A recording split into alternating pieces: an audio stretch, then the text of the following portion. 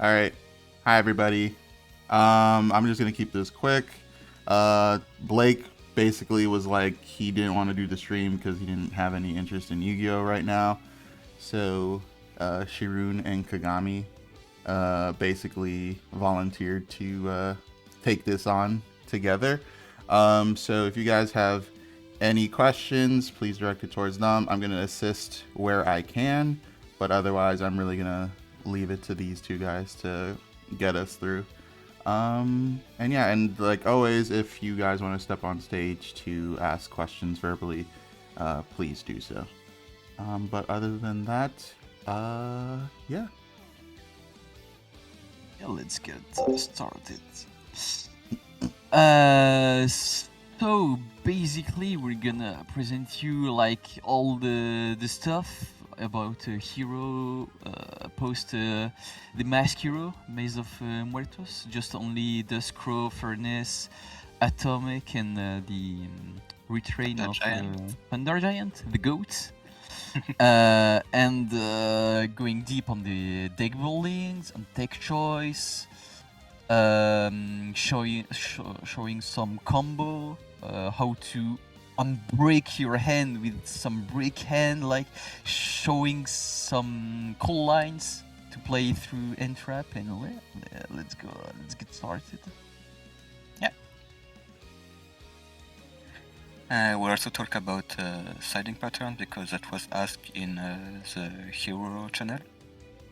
Siding patterns and how to play around certain entraps like Nib and the Charmies. So we'll show this. Kagami has cooked some good lines for this. Lines, yeah. So yeah, we can jump over the next slide and we'll just take a quick look at each of the hero cards. I think everybody here knows what they do, but in case someone needs a reminder. So we have the Crow, which is the new Mask Hero Searcher, which can special summon itself from the hand by banishing any hero from the graveyard.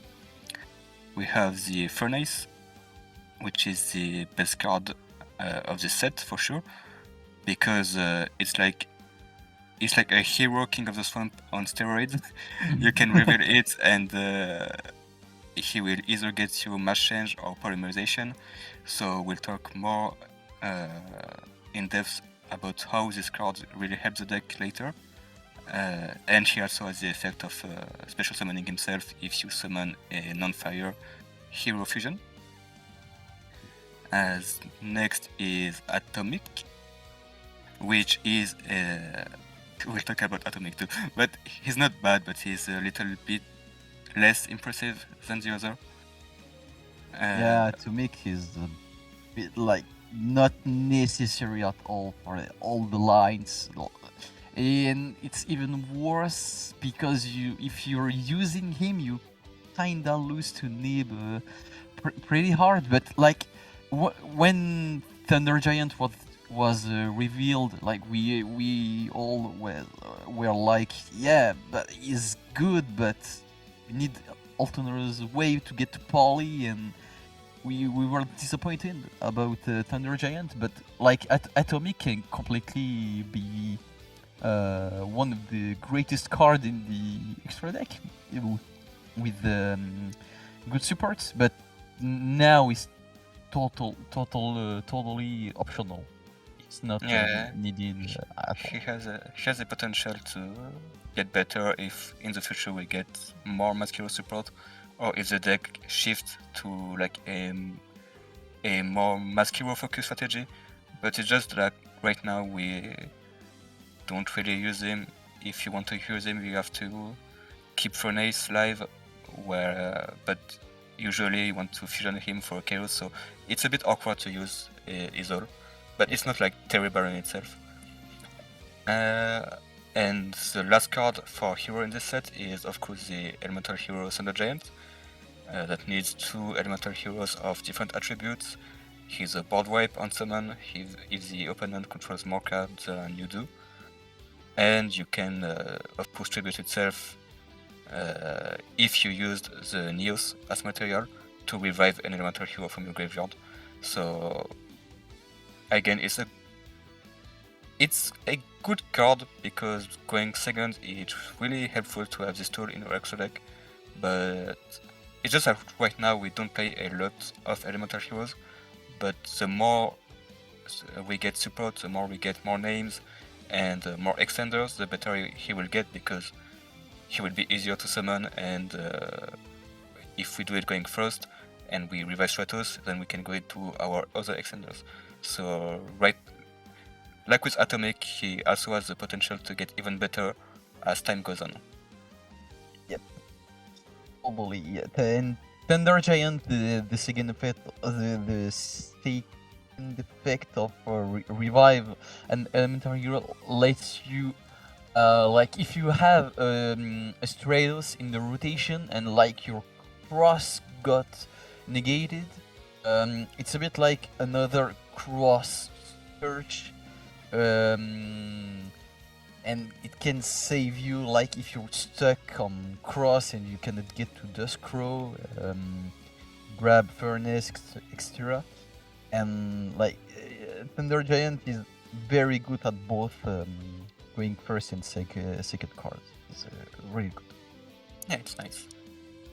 So yeah, the support is very good because, like, it actually feels like modern support for the Omni Hero strategy. It capitalizes on what we were already doing without needing to add any bricks. Like, unlike Supreme Darkness, we don't need to add the Necrom, the Rider, the Dark Fusion, the Trap, the Super Poly, stuff like that. We just play the Furnace and the Scroll.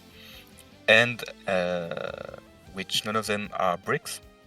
They are both extenders that can special summon themselves. Furnace can even help unbricking certain hands, because like you discard with its effect, so you can discard a Malicious or a Mist and start playing from there if you had maybe a bad hand. The fact that we also get easier access to Polymerization is great, but also Mass Change means that we lost the stream. Mr. Kagami's not sharing anymore. It's okay because I have it too. Oh, we lost Kagami entirely. Technical issues. He doesn't want to be here with us anymore. He's too good for us. Yeah, like connection issues, like, I guess. But that's okay, I got you. Yes, just there. I read you. The partners is there. The share screen is Yes. there. Yeah, okay, nice. We both have it on now. connection issues. My bad. It's okay. So I don't know what I was saying anymore, but like, yeah, the super is good. It raises our ceiling. It doesn't add any more bricks. Like, it raises our ceiling because now we can play the Contrast Hero Chaos because we have main deck Mask Heroes, so it's really easy to bring. And the Thunder Giant also helps for going second. Yeah, the new support is really fantastic. Like, before to, like, you know, we play all heroes, and to have that third pushes to play through Entrap going first and even second, you needed to play at least 3 more bricks, the Necrom, Rider, and Dark Fusion. And now, like Shiroun said, we just had 2 more cards that do something on their own. Furnace is basically King of the Swamp, like said Shiroun, to grab Poly, Mask Change, which is everything that we already played. So the Mask Hero seems to be like Konami recognized Omni Hero as a deck, and they include more the hero strategy by grabbing Mask Change or Poly without committing the normal summons, which is really, really neat. Yeah.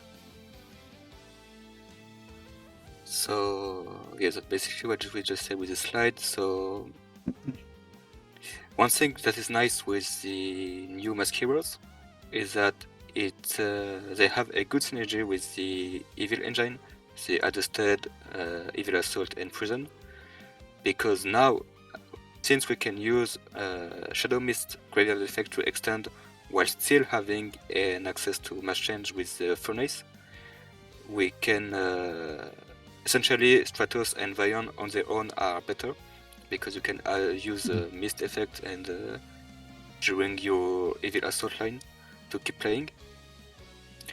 And because we don't need to use Miracle Fusion to go into Wake Up and then use DPE to destroy it and Special Summon Shadow Mist, what we can do with the Miracle is instead go into Chaos.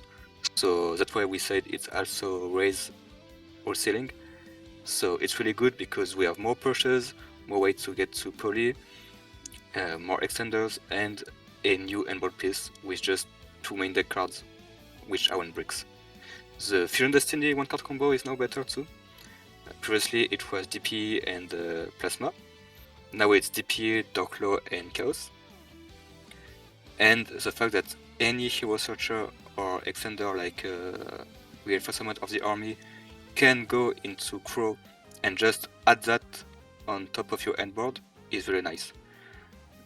These cards don't really like fundamentally change the deck. Like we keep playing the Vision Hero package, the Evil Engine, this kind of stuff. It doesn't change all of the deck. It doesn't fix everything either, because like we still have a very big engine. We still have our bricks, or denial or increase that don't do anything alone. But they are a very strong addition to the Omni Hero deck. It's really a good step in the right direction.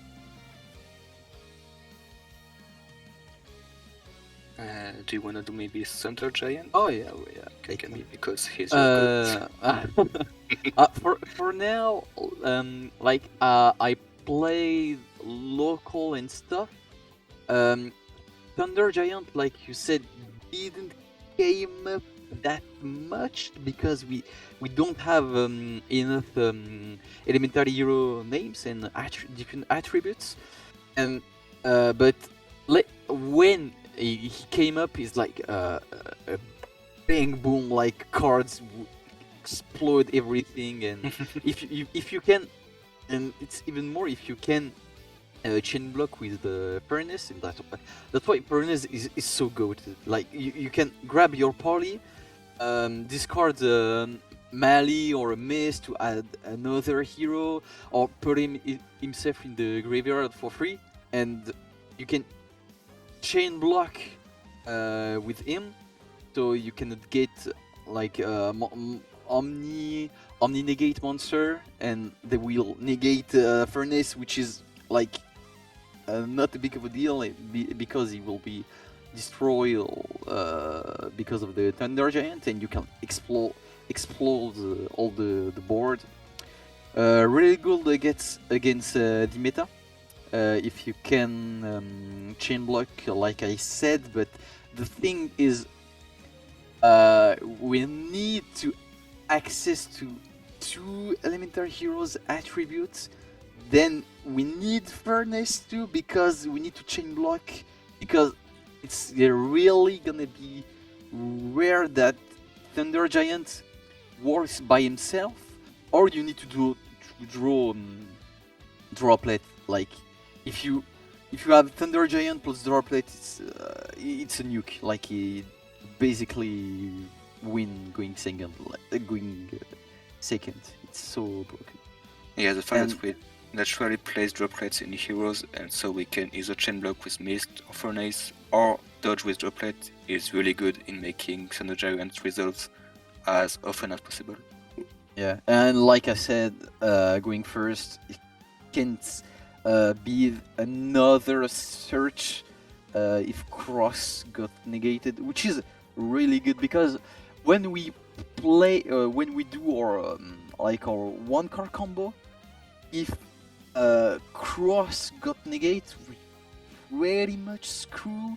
We end on the trap, then the trap maybe, or GPE. But the Thunder Giant being able to be another search if you have Stratos in the rotation, it can really save some games. Yeah, because you just go into Crow, and Crow adds the Mask Hero half-board, essentially, the Chaos and Dark Law. So you still end on something, because we get this one card extender that Stratos can search. So that's why it's really nice, like the Thunder Giant and the Mask Hero together. The support works really well together. Yep.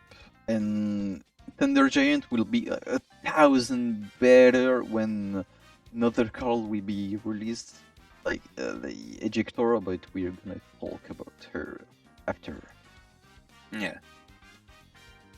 So, Atomic. No, it's not terrible.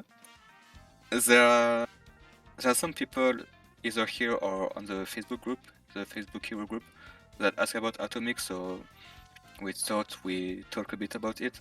It's not bad in itself, right? Like the being able to bring back any Mask Hero, ignoring the summoning condition, so you can bring back the boss monsters too, not only the main deck ones. It's good.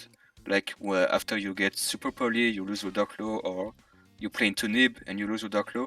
If you can get to Atomic and bring them back, it's really nice. The Grand Game effect, like recycling Mass Change from the graveyard, is nice too. And it also has a self-protection effect. It's a good card on its own. Just the problem is that our strategy isn't nearly enough focused on the Mask Heroes. And right now we only have two. We just have Pro and Furnace. And like we said before, most of the time we'll use Furnace to go into Chaos. So the point is it's very hard to summon or to incorporate into your combo lines. And also, the hero extra deck is really tight. And we have like 2 flex spots, maybe 3, and that's pushing it because you start taking out stuff like the Wake Up or Cross Crusader that are really good if you want to play 3 flex spots. So you could play second Dark Law instead. You could play Aquanios, Trinity, even Blast to to dodge stuff on Stratos, and that doubles as back removal, which is really good against Wadden Typhoon, Dracotail, this kind of deck. And so it's just very hard to justify playing Atomic over the other cards. But yeah, his artwork is really fire. Yeah. Oh, this artwork is really nice. Like it's Iron Man from Endgames. It's so cool.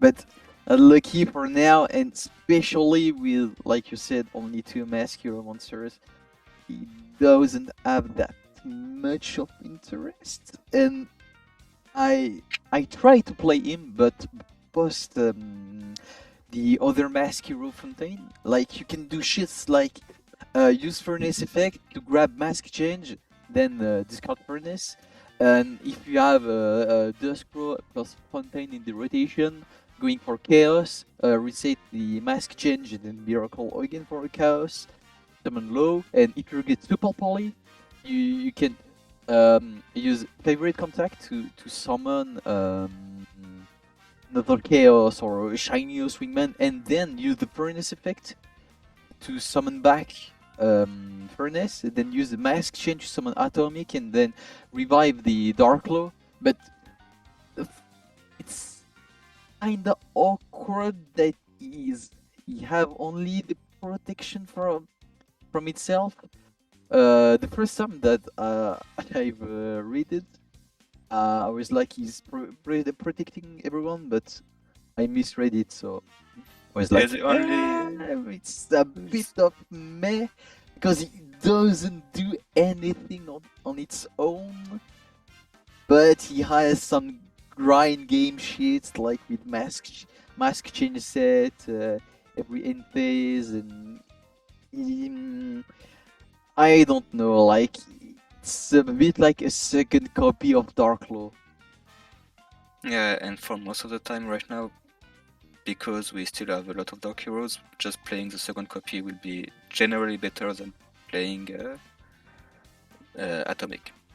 Even if you can have some issues by if you miss dark attribute hero monster, and you have Furnace in grave. You can summon back the Furnace, Mask Change the Furnace to summon Atomic to summon back Duskrow, and then Mask Change on the to put Mask Change on the in phase.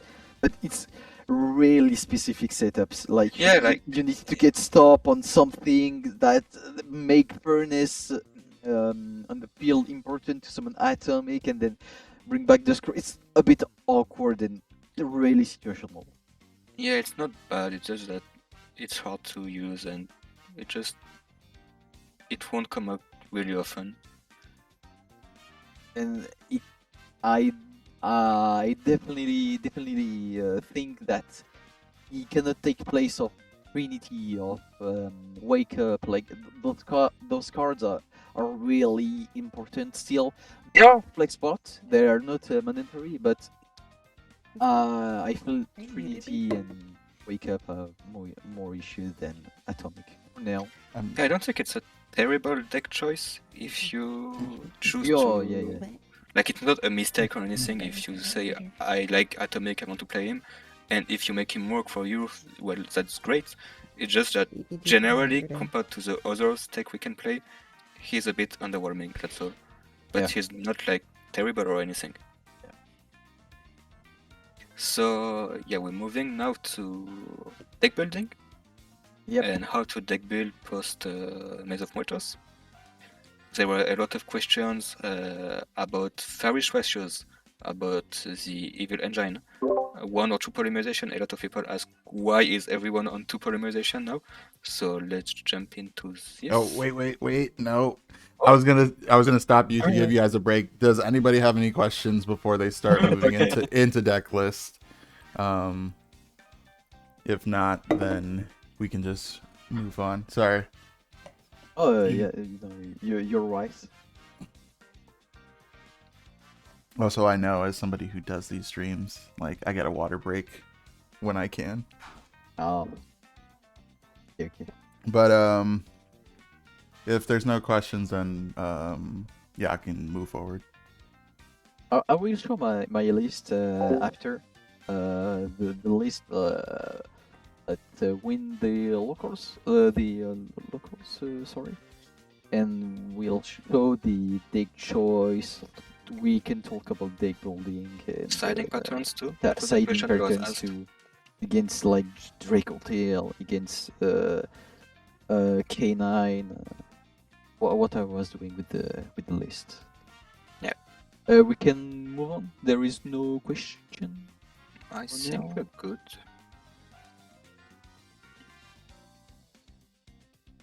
Yeah, let's go. Gonna start with the vision package. Still needed. Like, it's not even the question. You need to play the Ferris push, Ferris and increase. You can actually not max out on Ferris anymore. It's still an important card because it's still the best way to get the Vion. It's the only way to summon Vion without committing your normal summons. And Vion is still the best card of the deck with Furnace, but I think Vion is still better because you dump a hero, grab Poly. Like, if you need to understand something to make your combo fluid, it's to put a Destiny hero name on the grave and grab Poly, and Vion just does both of that. So you need to play the Ferris push. It's mandatory for sure.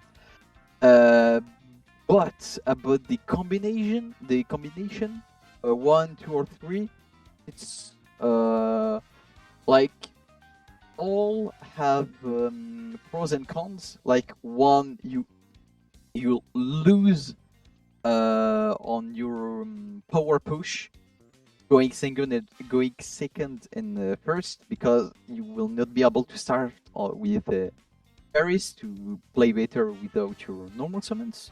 But Ferris need hero discards, and like fairies plus increase like we all play hero. We feel terrible. We have three hands cards with fairies and increase in hand. So that's the pros of the one fairies. It's to less have those hand where you have increase in hand, but you lose on your power push, quick second and first.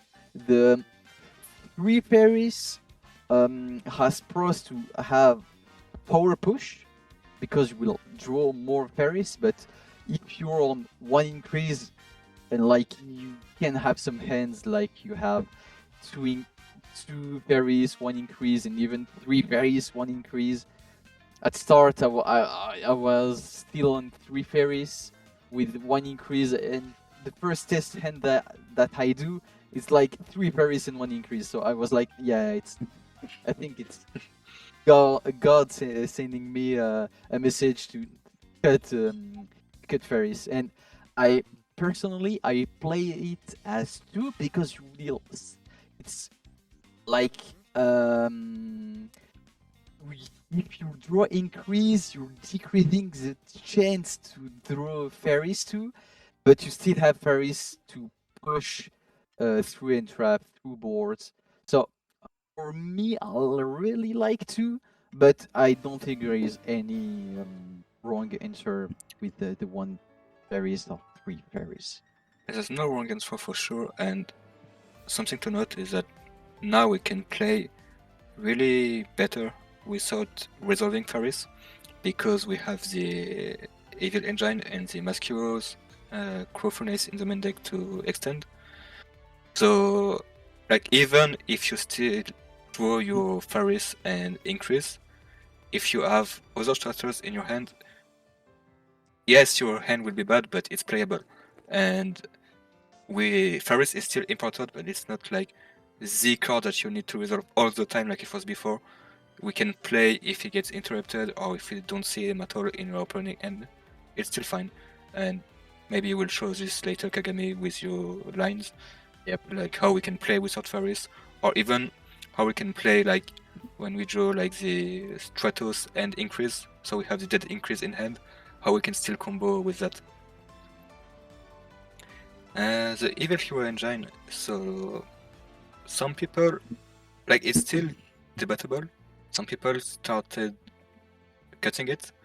Personally, we still like it because it's really great to extend, to bait stuff, to push through interruptions. It also makes Stratos and Vion, when they like the only cards you have, it makes them better because you can go into the Evil Assault and still play. And it has a really nice synergy with the Scroll because, as we said, since Scroll lets us use Mist effects without losing access to Mass Change, we can combo with Stratos Vion, and while doing so, Prison and Evil Assault will set up the graveyard so that you can later summon your crew and then get into Furnace and your Mass Change and stuff like that. It's really nice also to scoot for Fuaros, sorry. It's okay.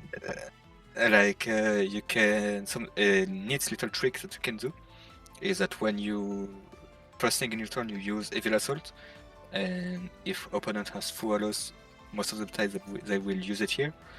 And so now instead of special summoning your Prison, you add it to your hand and you can normal summon it, dump the Shadow Mist to the graveyard, and now you can add your Duskcrow, and because you have Mist in your graveyard you can special summon it and extend into like the Masquero half board. So depending on your hand, you can do maybe Chaos, maybe Favorite Contact, you will have Darkrow on the field.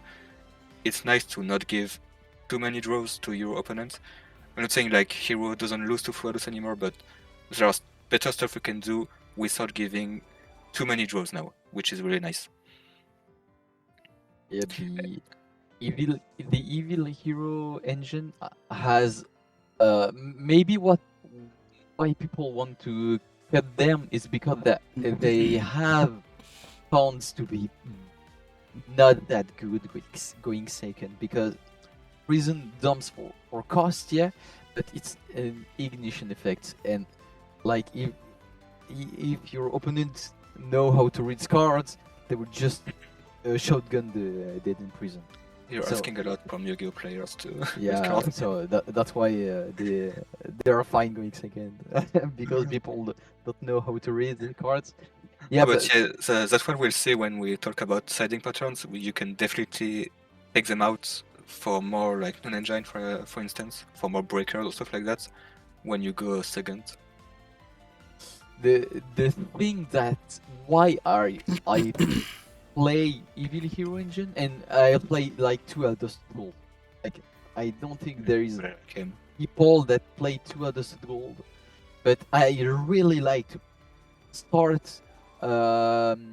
play with Adusted Gold because Adusted like sculpt your hands a bit because you with Evil Assault what you can do first you play without committing your normal summons, like it's something to remember. Commit your normal summons, it's not that good because like it's a mechanic of the game. Like, you have just 1 normal summons and you need to keep it mostly for Vion or for your non-light elemental hero Stratos, and the Evil Engine gets a lot better post Mask Hero because you can really send Mist and still end with on Dark Law because of Furnace. So like Shiroun said, like why I like Evil package, like at locals, I just win a game because I use a Dusted Gold, grab Evil Assault pitch Wallace, I think, and like he Fuva me, and I was like okay, and he used another Fuva. So like because Evil Assault can head from the hand, and you can just no more prison, send Mist, grab Duskcrow, grab Furnace, grab Mask Change, and then some Dark Law without giving a single draw. And if you can back up with non-engine, it's and why it's why because non-engine is really important. Like if you get Fuba and you can like doing a half or a quarter of board even with just a Dark Law on the field, backup Dark Law with a droplet with Ash is really important. And the other pros of Evil Engine, it's like if you're drawing increase and you're doing a Hero Leaves combo, you need Evil Engine to make Real Leaves a 1-card combo, to make Stratos 1-card combo, Vion 1-card combo, because there's some people who don't really play low impact Intrap because a lot of decks can basically play around 3-4 low impact hand trap and go through easily. So like all people play high impact hand traps, and if they like just don't draw the high impact hand trap, or if they overpower you Ash and you just have the normal summon of Stratos, you really need to go on your full board. And I think the Evil Hero Engine is really important for this, to make all of starters to make a 1-card combo, and they basically are the best starters of the deck besides Hero Leaves and Fusion Destiny, because they play without committing your normal summon. And then we have the Mask Heroes ratio. Like I don't think there is a single debate of if we play Mask Hero monsters. Like for sure, Furnace needs to be in the deck, and I saw some list where Duskcrow wasn't on the deck because people wanted to play the most card that do something on their own and to be able to full combo. But the thing is, you need to play both. Like Duskrow grabbing Furnace, it's another way to grab Furnace, and Duskrow does something on its own, because if you draw Duskrow plus four more non-engine, you can just normal summon Duskrow, grab Furnace, and like just you're on Dark Law for entraps. Like you're chilling. Like it's fine. And with the 2 Mask Hero name, you can summon Contrast Hero Chaos, which is which is really important against some decks like Mitsurugi, Lunalight. Some decks, Shininess Wingman will have more interest against Skyline, against Vanquishal, but if removal isn't great, you need to have Contrastio Karos in your extra deck. Like Yeah, most of the time I so just summon Chaos of Favorite Contacting. I didn't stop summoning the Shining Wingman, but like 50-50% of the time I go for the second Chaos with Favorite Contact because it's just so good. DP sometimes it's more than enough to pop, to destroy. Yeah, sometimes While yeah, having it's 2 really negates good. is just really good. Because we don't have that many interaction. Like some decks, they put like 6, 7, 8, like more interaction than you have cards in hand. Hero doesn't do that. We have like 2 or 3 interactions and our floodgate, our dark law. So being able to protect it with true chaos, it's really nice. And then you have the wingman in graveyard, like the Neos and the Flame Wingman in your graveyard, ready to be to fusion into the Shining Wingman, and you can just close the game like this on turn 3. Yeah, like when you play the rogue deck, it's basically what you need to play when you play a rogue deck. It's to take the unfair parts of your deck. Like for us, was Dark Law, Dark Angel, Plasma, and like take those and play the most minimum engine Like fluff, from yeah. yeah, not adding fluff card like Liquid, like Solid Sword Girl. Like you just need to play the bare bones of the hero deck, and like we're gonna talk about Plasma, Dark Angel, but Dark Law is just so busted. Like you just need to protect Dark Law, protect the precedent Dark Law, and you just basically win the games. Yeah, Dark Law is really so good. good. It's really good, I guess, like the current meta too, because like a few months before you will put Dark Law against Malice. Okay, you were helping them. Yeah, Your Dark Law didn't were do anything. fine. And But against Dracotail, against Yumi, any of those decks, it's really good.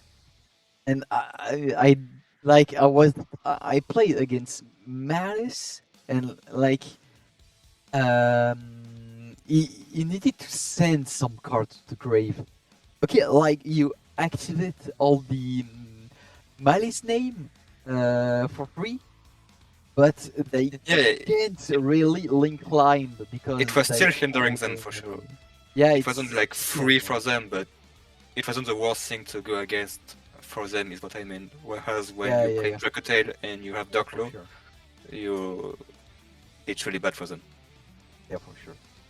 So like for the mask heroes ratio, you definitely play one Duskrow because it's And just one is enough.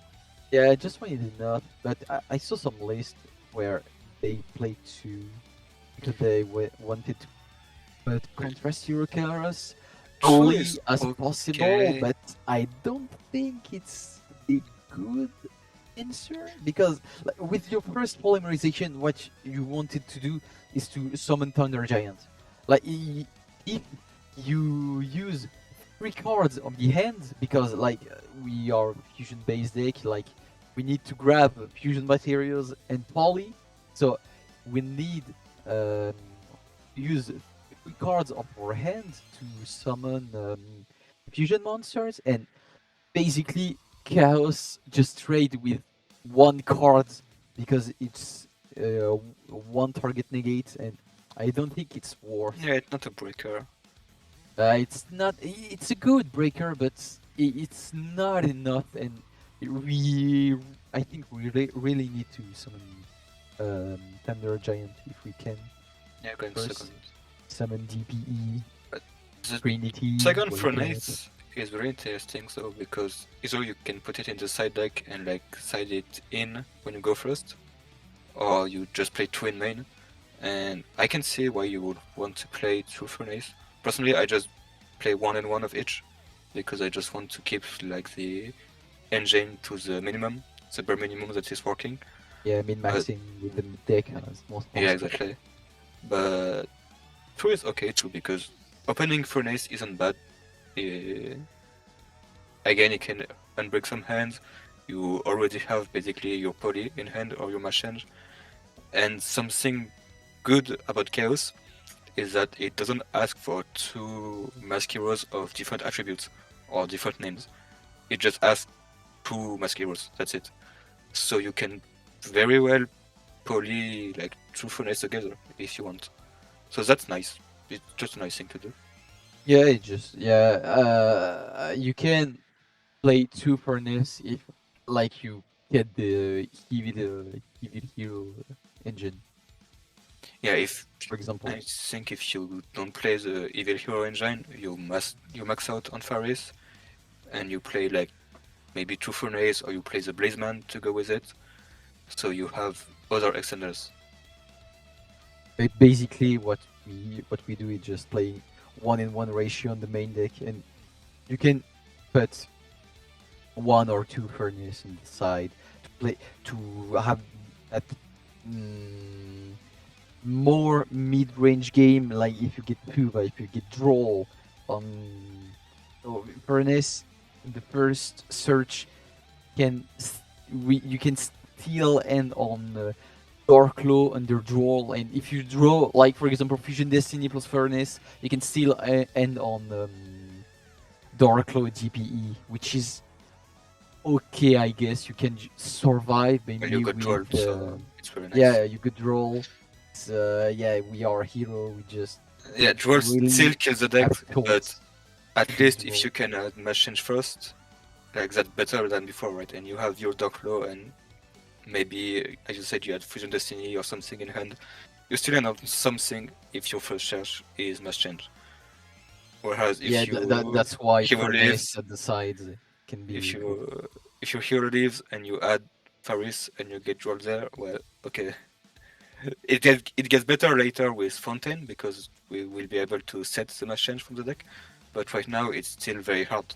So that's still one of the main weaknesses of the deck. Yep. Should we move on to the to next Poly? slide? Because that was Yep. the question that was asked. So why 2 polymerizations? It's really good now. Yeah, I can go on it if Yeah, you... go ahead. Go explain it. Yeah, okay. Like If you'll do it better than me. no, no. I practice a lot, so I have more experience, I think, on the equation, because I am a 1 poly not believer, but I always play 1 poly because I want to play the most barebone engine count, and poly is something that you grab, so you can reset with Wonder Driver, and all your lines needs 1 poly. But in the meta, actually, like, I tried to play 1 poly, and that was ass. That was horrible. Like, yeah, if you play against Draco Tail, basically, even if you draw Fusion Destiny, like, if they let you resolve Fusion Destiny, then they just banish your poly if you want to go for Trinity, or banish your poly if you want to go to Under Giant.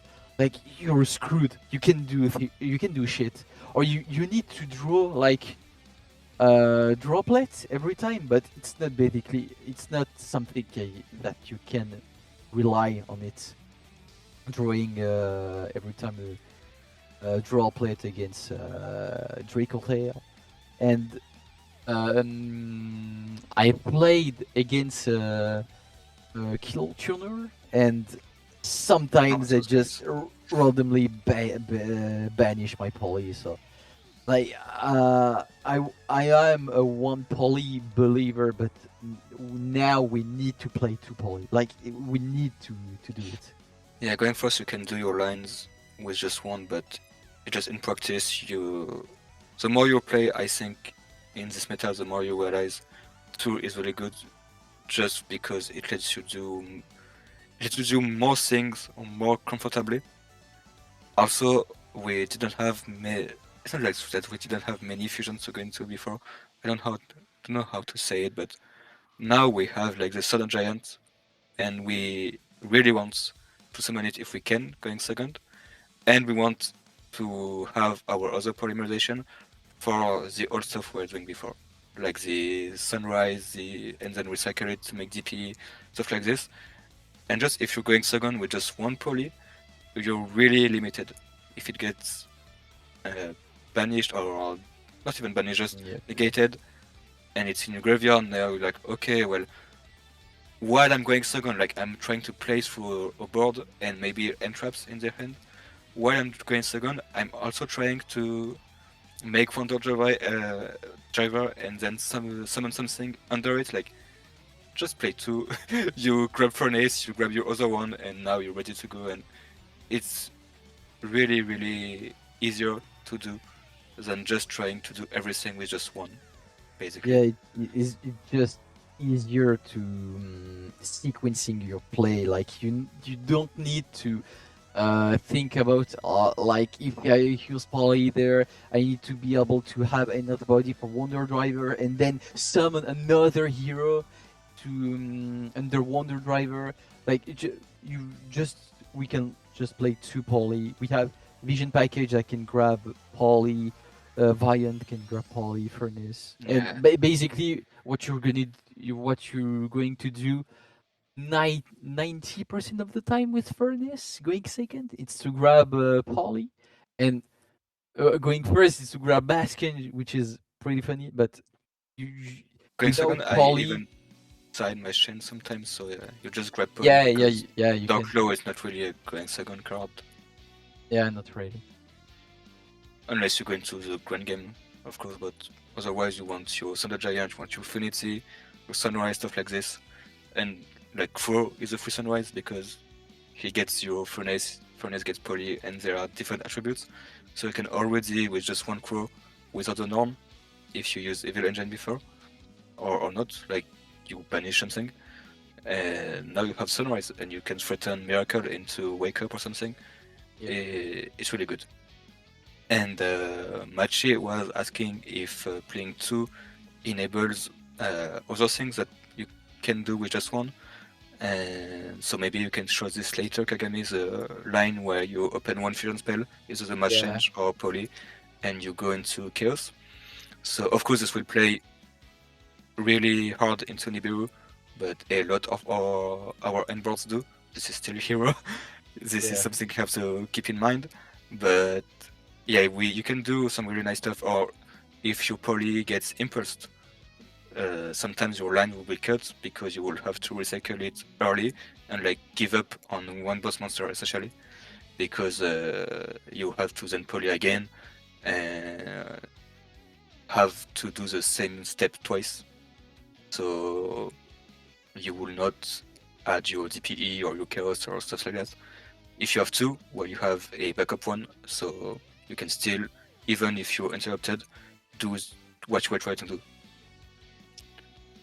So basically, double poly has more pros than cons. The cons of double poly, it's a card that do nothing on their own. Like it's the cons, like it's a conditional extender. Like Yeah. it can be a conditional breaker to with Thunder Giant now. That's why like the two poly gets a lot better now with Thunder Giant, and not only against the meta. Like against the meta, you have a lot of cards that can snipe or poly. So that's another pros of double poly, to have another one to the backup. And yeah, like you just need to play two for now. It's which sucks. I want to play the most bare bones hero deck, but I think now it's part but of the backbone.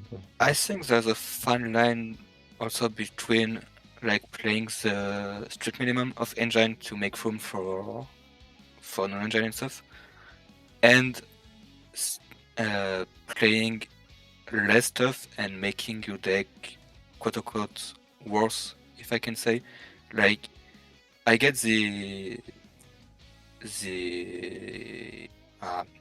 wanting to play just one, but if in practice that makes your deck worse 90% of the time because it gets interrupted and now you're left with just one with nothing, it's not really better in the end, right?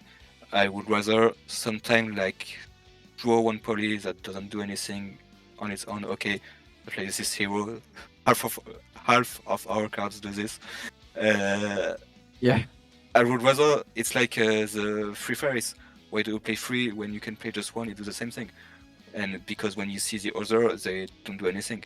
Well, yes, but most of the time my deck will be better because I can resolve it more often than if I just play just one. Is what I mean. I don't know if I'm making this point very well, but Just yeah. basically what you can do is just discarding the poly with Evil Assault, for example. Like if you're going first, if you already have poly in hand and 3 non-engine, just discard poly and you can basically add another one from Yeah, the deck. It's something that you can do, which is not really sucks, but you can argue that imagine if that card was Fusion Destiny. Yeah, that's the cons of the yeah, it's still a double discard poly, at the but end of the day. against the meta, it's just too hard with one poly. Just too hard. You're just losing. Like every time you lose the dice, you're losing. And the win at my locals, basically I losing like every dice unless I just won one dice, and I go seconds every time, and I needed the 2 polys every time. Like you need to play 2 poly. Yeah, Sure. and a better example to illustrate the point I was making before we move on, that came to my head is like you could also argue to cut Denier right now. Like post Ejector, personally, I'm cutting it because I'm also cutting Fusion Destiny with Ejector, but that's another discussion. But like you could very well say, oh well, Denier does nothing on its own. Fusion Destiny, you can still combo like by using Cross to revive DPE instead, and then summoning Malicious. DPE, Mali, and yeah, by DPE. like technically it still works, right? If you lab it, you playing alone against a bot, okay, it will work. But we all know in practice that Denier, even if it's just a brick on its own, but it's a really good extender, he's useful, right? That's what we still playing. That's how I feel about the second poly. Like yes, maybe in a perfect world we will not play it, but if we remove it, we instantly make our deck way weaker too and less resilient, basically. It's like cutting the Vision Hero package. You can basically do all the lines without fairies, but in practice you will need fairies to push through the board. They are still needed. It's too important. Ejector, please save us. I can't stand Increase anymore. go away, Increase. Skip the bricks. But basically you're adding another bricks, but Aqua Dolphin is better than Increase. Aqua Dolphin is way better. Should we move on to the maybe engine? question? Yeah, maybe.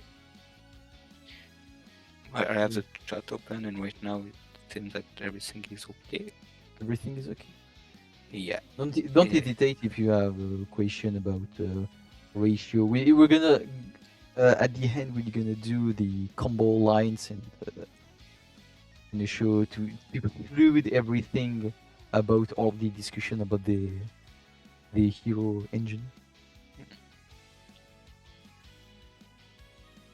So here we have the core engine. Like it's an example with like here you have the heavier package and to adjusted. It's not mandatory like how we said before. You can just play like here we have army, foolish, the other fairies, the blazement. You can basically replace the 4 here by this 4 and it works. It's not about a bad answer, and you just have the bare bones engine here that you need to play. Here it's 30. I think 30 it's a really good sweet spot because you can play 13 non-engine, which is neat, and dilute a bit your breaks like the increase, like denier, like the dead in prison, all the engine requirements, spells and trap, but still draw your hero leaves, your fusion destiny, your adjusted gold, your power spells, basically your power cards going first and second. And here you have I think the bare bones of the extra deck. 2 cross is still mandatory for me. Like if you're doing 1 card combo fusion destiny, people can just interact on the cross. And what you can do, it's banish Mali, summon Mali, go for cross again, and then summon back Mali and do the cross search.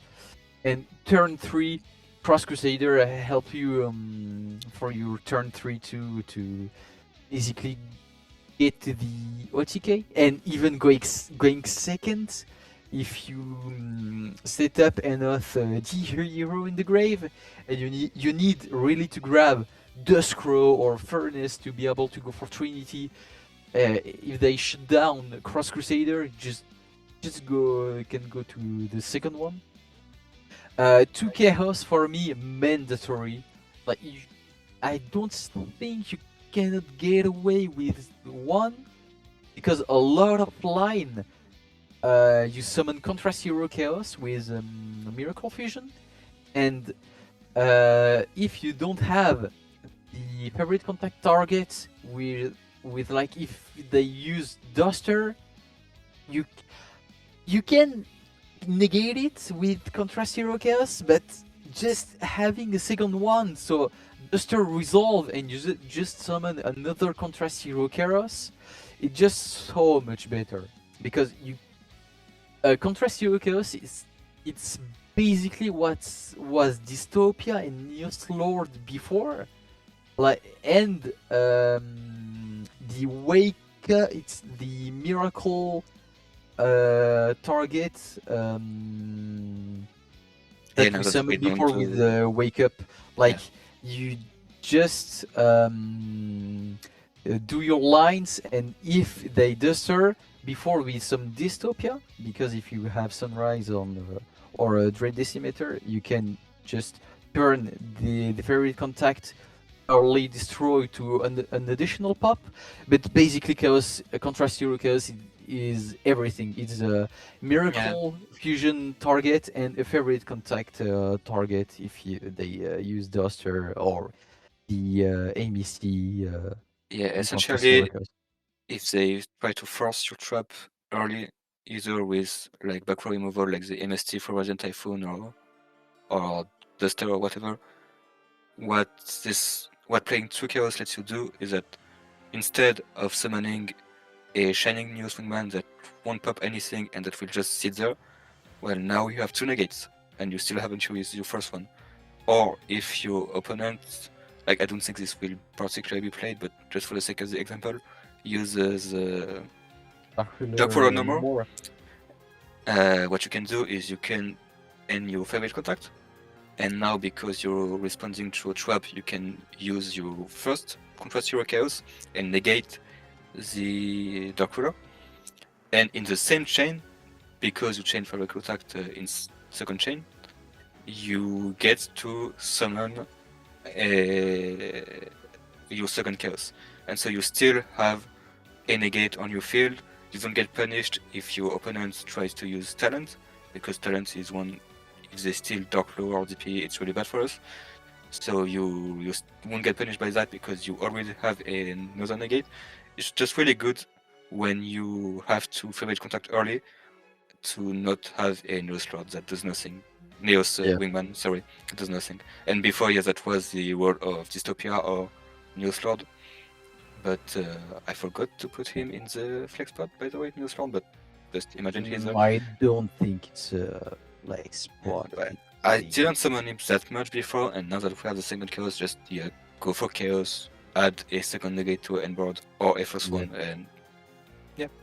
Because basically, if you don't know, Chaos is not a hard once per turn; it's soft once per turn. You can you can use the 2 Chaos on the field to negate 2 times, which is really good. The Chaos is just so good. Yeah, and so for the 2 last, yep, go ahead. Yeah, no, I wanted to talk about the rest of the.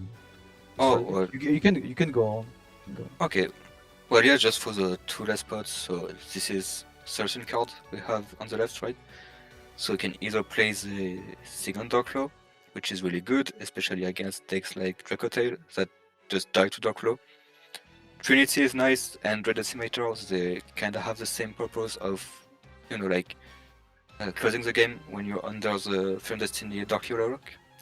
Or if you get drolled, like maybe another reason why 2 poly is good is like if you get drolled and you already opened your polymerization, there's a chance you can go for Trinity and still end the game. Blast is really nice because, well, you still dodge stuff on Stratos and it doubles as backrow removal for Weather Typhoon, for Dracotail. The Aquaneos may seem a bit win more, but basically there are a lot of lines where ideally you want to like summon, I don't know, Stratos and Neos into Flaming One Infernal Rage and then tribute it to make Sunrise. But in practice there are a lot of times where you will do Sunrise first and then summon your Wingman with the Miracle Fusion. So basically Aquaneos just lets you turn the Wingman that you summon this way through Miracle into a hand rip.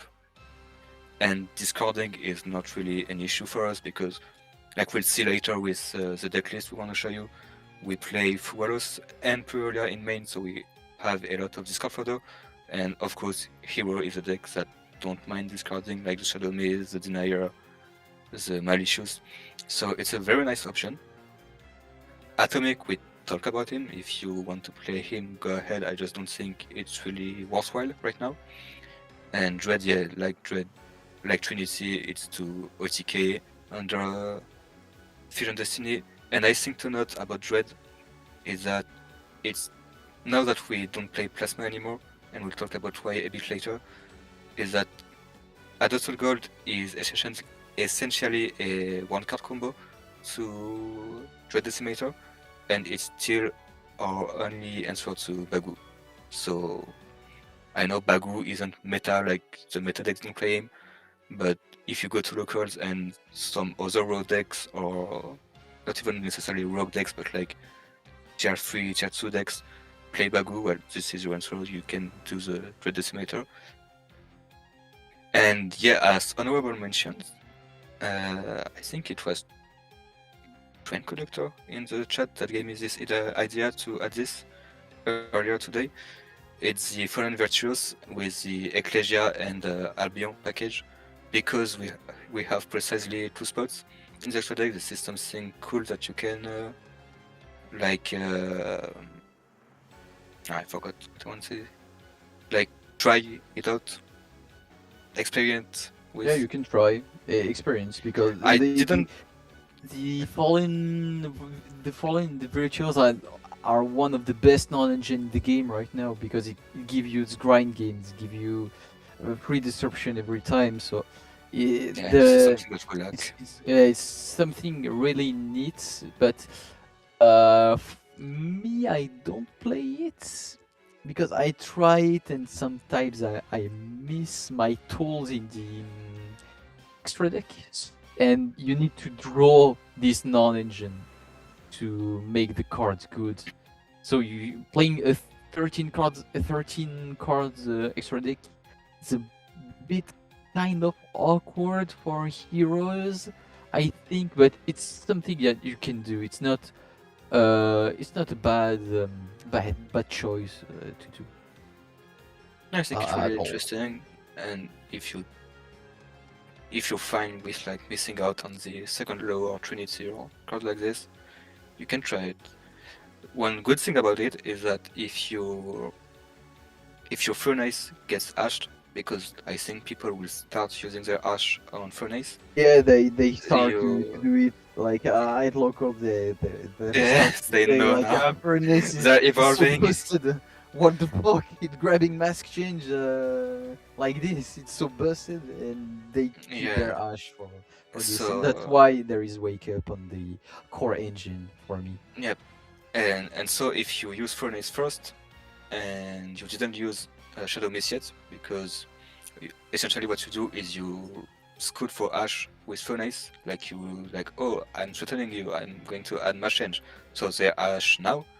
You still have the Shadow Mist live if you didn't use the Graveyard effect, and so what you can do is you can still do the old play we did before and go into Wake Up, and then use your Fallen Virtuos to pop it if you don't have the PA yet. So again, it's not something that comes up every time, but it's just nice to know this. Yeah, it's It's a nice something trick. neat to. Yeah, it's something neat. And you have still the grind games of the Coin and Virtues, so like it's something really cool. It's a cool tech. Yeah. And for the rest of the engine, I don't think Oof. there is something to talk. Dark Low DPE, the best card in the extra deck. Shiny Swingman, the removal and still like or only way to beat Luna Light because you cannot do really anything against Luna Light. Yeah, I it just think, shining and- yours or die. Yeah, Shiny Swingman it's or only plays against them, or like if they don't know what we do, we can like go for mask change and summon Darklow, but I don't think it will works against a good player. So it's you need to play Shiny Swingman. I tried to play without him, but it's Nah. like the removal is. I don't know why Shiny you would Swingman cut is him. removal. Like, it's just a nice package. It flows really well. The Well, I device tried rep Neo. everything. Yeah, I it's tried nice. everything, It's nice everything. to experiment. Cut Favorite Contact Engine, cut Evils, cut. I did try to cut the And see, Steam this package, is what- but, This is what. Sorry, I'm sorry for interrupting, Yeah, but no, this is yeah, exactly don't what I worry, was go on. talking about when I said like if it's nice to want to cut the bricks like the Neos, the trapping stuff that don't do something on their own, but at some points if you start cutting too much, your deck will suffer. I don't like seeing Neos in my opening end. I don't really like seeing the favorite contact in my opening end. But if you start cutting like the Wingman, Trap, and New Swingman package, you're reducing your ceiling. I don't think you should cut too much in favor of Yeah, for not like, breaking more. same for the Vision Hero package. Could for now Ferris and increase. It's not something to do. You cut bricks, but you'll lose a complete push. And if you cut Neos in favorite contact package, you lose a complete piece of end boards that can save you against against Crown too. Like we talk example of Dark Riddle no more, but Crown is something Oh that yeah, Crown is so good. not really played for now, but Because it costs all my yeah, all my bank account. yeah, it cost a lot, but people don't think for now it's like the best non-engine to play for now. And but favorite contact lets you protect to Dark Law and use your Contrast Hero Chaos. And the fact that Contrast Hero Chaos is target negate is better than on Omni negate, I think. To like we need still to put our brain on works to play around Nib, like not for example K9 who just get an Omni negate for free. We just don't Sure. think to play around Entrap. Like it's not a well designed way to dig brawl. Like it's just bad. Are you salty about Canine? Yeah, I'm salty about K9. Like they're Omni negate just feels There's an Omni really bad. monster from hand and the Yeah, graveyard. from the hand, but like they just summon this and like you have a draw in hand. You're just like whoa, doing nothing like with your draw. Yeah, But yeah, but that to go back sucks. a bit on Crown, I think like we're not showing it. I think in our deck list, but it's really good in Hero. There are a few Oh, yeah, nice for sure. synergies. Like going second, you can use it on a monster that is in attack position, and then just beat over it 3 times with Trinity, because you make him the opponent monster indestructible in battle. So you can OTK like that. It has come up a few times for me. You can like our standard end board, if we can combo, is generally now DPE, Dark Law like before, and now Contrast with the trap. But it plays very hard into Nib, and so what you can do, because after the Miracle Fusion you have a Contrast of the field, and then you can't really dodge in end phase. You can save your DPA, but that's it. And so what you can do instead is, if you have Crown, when the end of main phase they try to nib you, you activate in response DPE, and then you chain your Crown, you target your Chaos, and so in resolution DPE will pop itself and the Crown that is still on the field, so it can come back the next turn. Chaos will not be affected by Nibiru, so it will stay. You lose your other body, whatever, but you still have Denier effect or Malicious to put a last body on the board, and you haven't used your Mash Change yet, so you can still go in the end phase after that, use your Mash Change on the Malicious or Denier, and now your board is still DPE, Chaos, and Dark Law. So what I'm saying is, like, it can help dodge and not lose everything to Nib, and because the rest of our end board, like DPE, can dodge Nib by itself, and Mash Change, if we don't use it in main phase, we can keep it for another body. It's really good. Yeah, so So, basically, yeah. Crown has a lot of good synergy for heroes. Being better into Nib and for the Trinity crush against Trinity Crush. yeah, against a one attack monster position that cannot be destroyed. It's really fun. So I think we maybe can move go on, to the right? next Yeah. slide. Yeah. Let's talk about Plasma and Dark Angel, because that's Or- also a or question. bricks. I think here we're pretty much all in agreement, but in the Hero Facebook group, I see it a lot. What about Plasma? Why are we suddenly stopping to play him? Well, Plasma, it doesn't really do anything on its own, and I know that it kind of goes against what I said earlier about the fact that if you try to cut too much bricks, you lower the power of your deck. I don't think that's the case for Plasma, because what we were doing with him before, it wasn't really like adding him every time on our endboard, right? It was just a plan B. Yeah, If we backup got plan. it exactly, if we got it with the dimensional barrier that is now banned, if our only combo was Fusion Destiny, and so we will do the DPE Plasma endboard, or if we got it with the Fuelos, we will try to do Plasma and give them maybe like 1 or 2 draw, stuff like that, depending on the hand.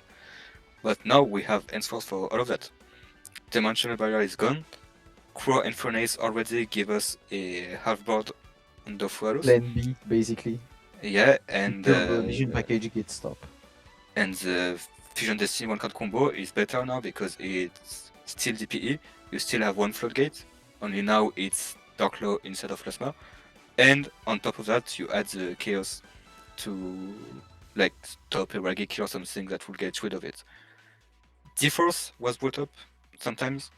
It's fun, but again, it's not really good because you like it's more fluff essentially. You add a card that just add Plasma, but Plasma is not a starter. If Plasma was, then we would play D-Force like we play Equal later with Ejector. And yeah, it protects your stuff from target removal, but you still lose to Super Poly, which is like one of the main outs to our board anyway, so it doesn't solve that problem either. And it's basically the same thing for Dark Angel. Most of the time he will either break your hand, or if you summon it, well, first you play very hard into Nibiru with both of them, with Plasma and with Dark Angel. For Dark Angel, it's because you have to use the DP effects in the main phase to have your free D hero in the graveyard, right? So this plays really hard into Nib. And like, I don't know how to say it without sounding mean, but it's not 2020 anymore. It's not the time where you could just summon Dark Angel and the opponent would really struggle against it. Now Link Kuribo is back. Now we have K9 that are full of level 5 that can tribute over it. Even Dracotail doesn't really care. I won't say it doesn't care, but they can play around it with the Femina. Just They make the big guy, no, not Dragon the big guy, I don't know his name, but the one that bounce. Yeah, him, thank you. And they've just bounce your Dark Angel back to you. So like, okay, well, thank you. That's why it's really useful, Dark Angel. And it also means that with your Quest Crusader Search, instead of going for Doscrow, you went for Dark Angel, so it's not really worth the trade, essentially. And that's the biggest cons of Plasma and Dark Angel. 90% of the time you needed to choose for Duscrow, Plasma, or Dark Angel, and you have a choice for 2 bricks or for an extender that grab you another extender and that can grab you Mask Change to summon Darklaw, which is the best floodgate here. It's definitely Darklaw. Darklaw is just busted against the meta. Even like there is Mitsurugi, there is Ryzeal, but Ryzeal get fucked by Darklaw because they can use EXT. Which is one of the I think the best card of Ryzeal is EXT. This card is just so broken, but because they foolish for cost, EXT cannot activate himself. But EXT just a starter, an extender that works going seconds because it can send aggregator, chain blocking that can grab another extender. Like the card just it's the same thing for Fallen Virtuous. If you have your Plasma on the board, they will just throw in Virtuous and destroy it. If you have Darklaw, well, now they can cost. Yeah, Darklaw is really the superior. Yeah, also. It's just the fact that it blocks the endboard, what I'm saying, the graveyard, means that your endboard is protected for a lot of breakers, and that opponents sometimes can't even cost. Like X, like White Forest can cost. Oh, Eh, just basically FTK against White Forest. Just yeah. FTK. They can't do shit. And White Forest is gonna be way more played because of the Dark Magician supports. Dark And Magician, the Elf Notes. I don't think it will be tier 1, but we'll yeah, see. it's gonna some be played dollars. because it's Dark Magician and the deck is good. So and It's Dark all Lord nice. just FTK It's fun. them. So like the biggest cons of this card are they are bricks and you need to use cross to grab them. Where I don't think there is a single matches that I prefer to grab Plasma than Deskro, and that's why you need to cut them. Like they are Even bricks. inside, like before, when people ask me about it, I would advise those who still wanted to play Plasma to play in the side. But there was a discussion recently in the Hero channel that made me reconsider that. And I don't remember who was talking, but basically they made the point that Plasma is either a main deck card or you don't play him. Like if you want to play him, you play him in main or nothing. Because again, he's a plan B, but there wasn't really any time where I was like, okay, I want to side in Plasma now. Like I want to side either non-engine or consistency, and Plasma doesn't help with any of that. So, Sure. well, someone in the chat is saying I like Plasma, so I would advise you if you still want to play him to keep him in the main deck, because really in testing he didn't really come up for me, and again there wasn't a time where I was like, okay, Plasma is in my side, and now I want to side him in. He was always sitting in my side deck, and it was either I was playing him in main or not playing him at all.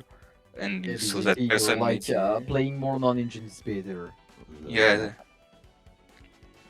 especially because now there are a lot of stuff that can deal with Plasma, like the imperm, the foreign virtues, super poly. Everything is good against Plasma, and you just commit a lot. He plays very hard into Nib too, and you commit a lot to bring him out. Yeah. And then it just really sucks when you see your Plasma that you work hard to get out on the field instantly explode at the start of my field one, and you're like, okay, well, thank you, Plasma. Sometimes he can break you. Like a lot of the time, you can break on Plasma. Just have like 4 non-engine plus Plasma. Imagine if that hand was 4 non-engine plus Fusion Destiny. You were golden, but it's Plasma. Yeah, and so because now we also add to our end board like 1 chaos and or 2 chaos with the favorite contact. Like the one-sided skill drain is nice, but in reality, when you already have Dark Law gating and you have the 2 chaos, it's enough negate. We don't need like 3 chaos plus 1 plasma, it's overkill, and having 2 chaos plus the hero in board is really strong. 2 chaos and Dark Law and DPE is not, unless they had a golden hand or super poly, which is still the card that out this board. yeah, super poly just broken against hero. Yeah, but we can't really do shit against this. Like it's something that we need to accept. thankfully there are cards that can board break, because if going first was the guillotine with, I mean super poly is bullshit that we can't respond, but yeah, it's kind it's of fair one that of those our deck things still where does this thing. you can't really interact against super poly, so just accept it, and you can maybe win like with the trap. It's winnable, but it will be more harder. Super poly just one of the best cards against hero. Unlucky. So do you maybe want to showcase like your deck list and show some combos now? We can talk about what's coming for hero. You want to? Okay, yeah, that works too. Yeah, we can talk about this. Go ahead. You can start. No, you can start. I'm just gonna grab a bottle of water. Okay. Yeah. Can So. Okay, so this is a Maze of Muertos stream, but we still wanted to talk about a bit of what was coming for our hero in the future. So we have the Mask Hero Fountain that is revealed. I think it's for June, if I'm not mistaken, June or July, but I think it's June. Which, again, it will not like drastically change the deck, but he will be another cool addition. The real thing, I think, is the Ejector. Because with Ejector, we can start playing the deck completely differently from what we are doing right now. We can start cutting the Faris and Increase, for instance. I mean, that's what I am on when I'm testing. In my list with Ejector and Fontaine, I'm not playing the Paris anymore. Fontaine is really nice because, again, it will not make heroes suddenly unkillable by draw. He will still get hit very hard by draw, but he makes the situation better because you can still send him to the graveyard one way or another and at least get your match chance like that. So if you have like Vion and I don't know Furnace and you first add is Poly with Furnace, later if you foolish your Fontaine with Vion, you still get both Poly and match change, and hopefully you can put something up like that will make you survive to turn 3 with this. Ejector is really good. He makes Emergency Call a 1-card combo.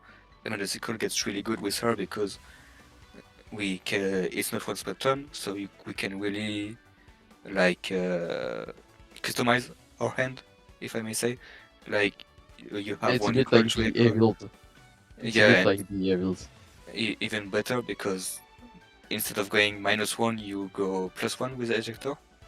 Yeah, it's because more the elementary Enchant hero Golem, name, so it's yeah, because it's it's also more elementary names. I am a big Blazeman believer, and Blazeman gets even better with Ejector because now we have like I think 5 I can count 5 attributes. You have the wind, earth, light, dark, and fire. So you can make your Synergy really easily. You can. There are the favorite hero cards that are still coming. We don't know about the last overframe, sadly. I wish it was revealed before today, Yeah, so it's we could unlucky, discuss but it a bit. Unlucky, but like we can start moving away a bit from what we are doing right now with the Vision Hero line, which is really good. It's good for us now because it's only what we have, but it's also very, very old. And what I always say is that we don't really necessarily need more extra deck boss monsters because what we have is really good. Like Dark Law is still good. TPE, Wingman, they still win games, but it's the engine that is the main problem of heroes. Like Royal said earlier in the chat when we were talking about the engine, 30 cards, and this is like the smallest that we could that it could make without losing too many starters because you could still cut stuff, but at this point for us it was too little consistency. And we're still like, oh my god, 30 cards, that's so good now. Yeah, but this is super huge. It's super huge. Instead of meta decks like Yumi can play 20 engine in 20 non-engine. And like when I break with Yomi, I break on hand traps. When I break on heroes, I break on increase, on denier, on stuff like that. So it's not yeah, the same. what we really need is to modernize our engine, move away from Faris, from increase, maybe in the future, maybe even move away from malicious, because malicious makes the deck run essentially.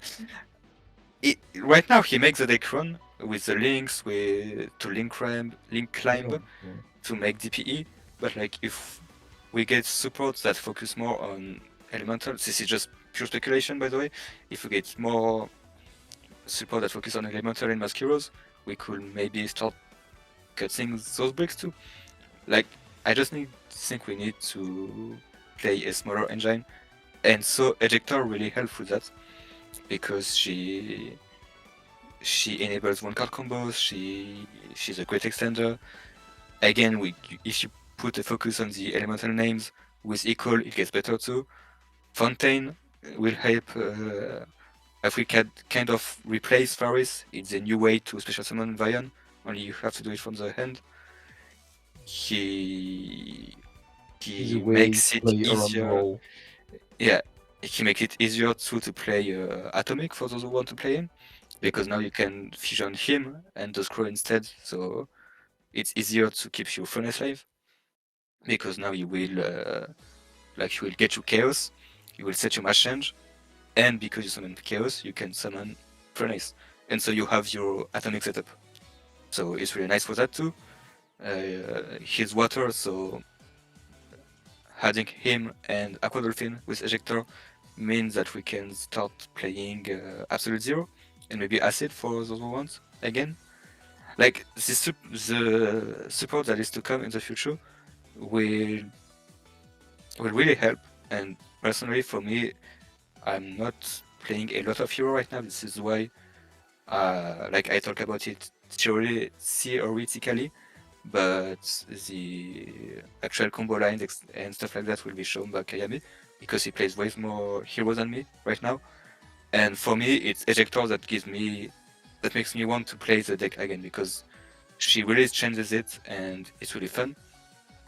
And personally, I'm a bit disappointed by the overframe, because it's doing something weird with Super Poly, and like, if depending on what they give us, it could be really good and maybe Hero will become a Super Polymerization deck.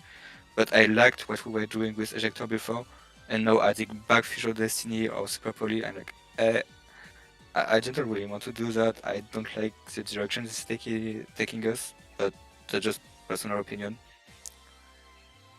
And yeah, that's it for me about that.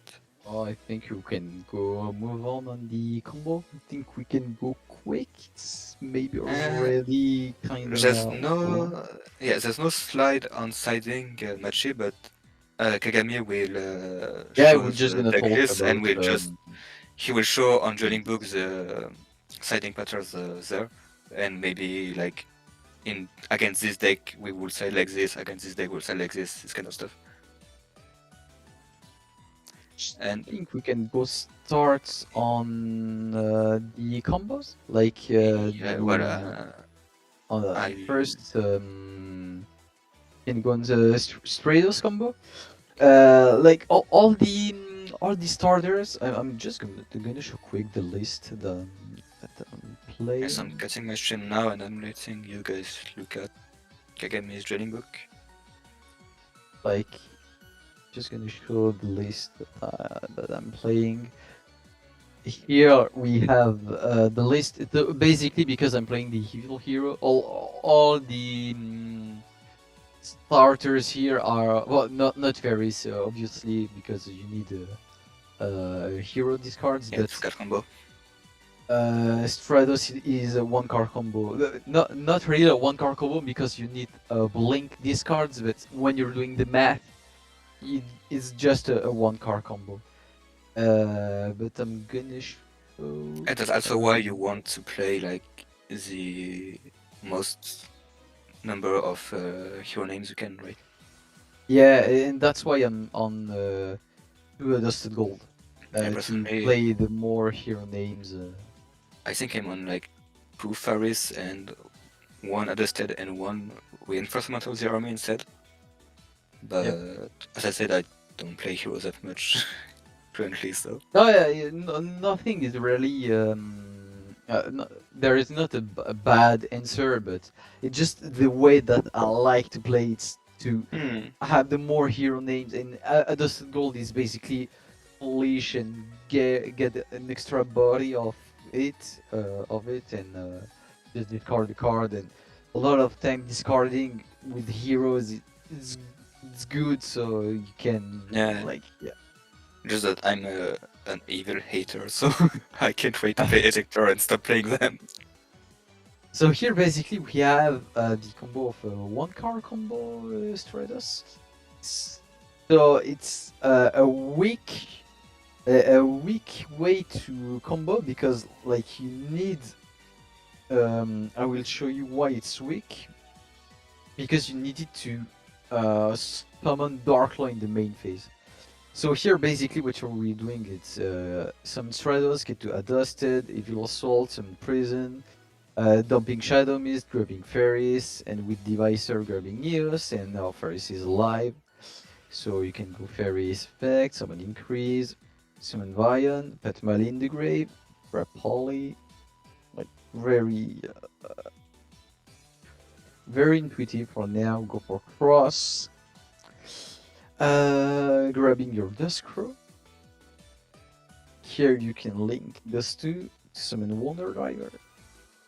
And here it's why I like the Evil Hero engine. It's a bit like if you need to banish things, I advise you to banish Evil Hero because like for the if you go for Wake Up OTK, Wake Up needs warrior monsters, and the evil hero are like pinned, so they are useless for the Wake Up OTK on turn 3. So just basically what you can do is just banish the evil hero, giving you free banish targets, so you can just banish them and to make the combo easier to play. Just don't think about it, banish them, and it's fine. Here you can grab the furnace, and the key part of the combo it's to do this. It's to mask change Duskrow because you need to revive back furnace because you can only here with discarding just one card, because you can imagine that we have 3 pieces of non-engine like Ash, Colby, Droplet, so we want to keep those, and if you need to just one discard and you only have Stratos, you need to summon back Furnace to extend more. So here we can use Maddie, use them to go for Sunrise. Here you banish the Furnace, of course, because he sunbacks for himself. Grab Miracle with Sunrise, summon Rage with the 2 elementary hero names, grab Spirits, summon Maddie, puts back Poly, fuse them, and go for DPE. So here at your endboard, you have Darklaw DPE, Ferret Contact with Sunrise and Wonder Driver follow-up. So here we can reset the Miracle Fusion. So for the turn 3, Wake Up came up in big time.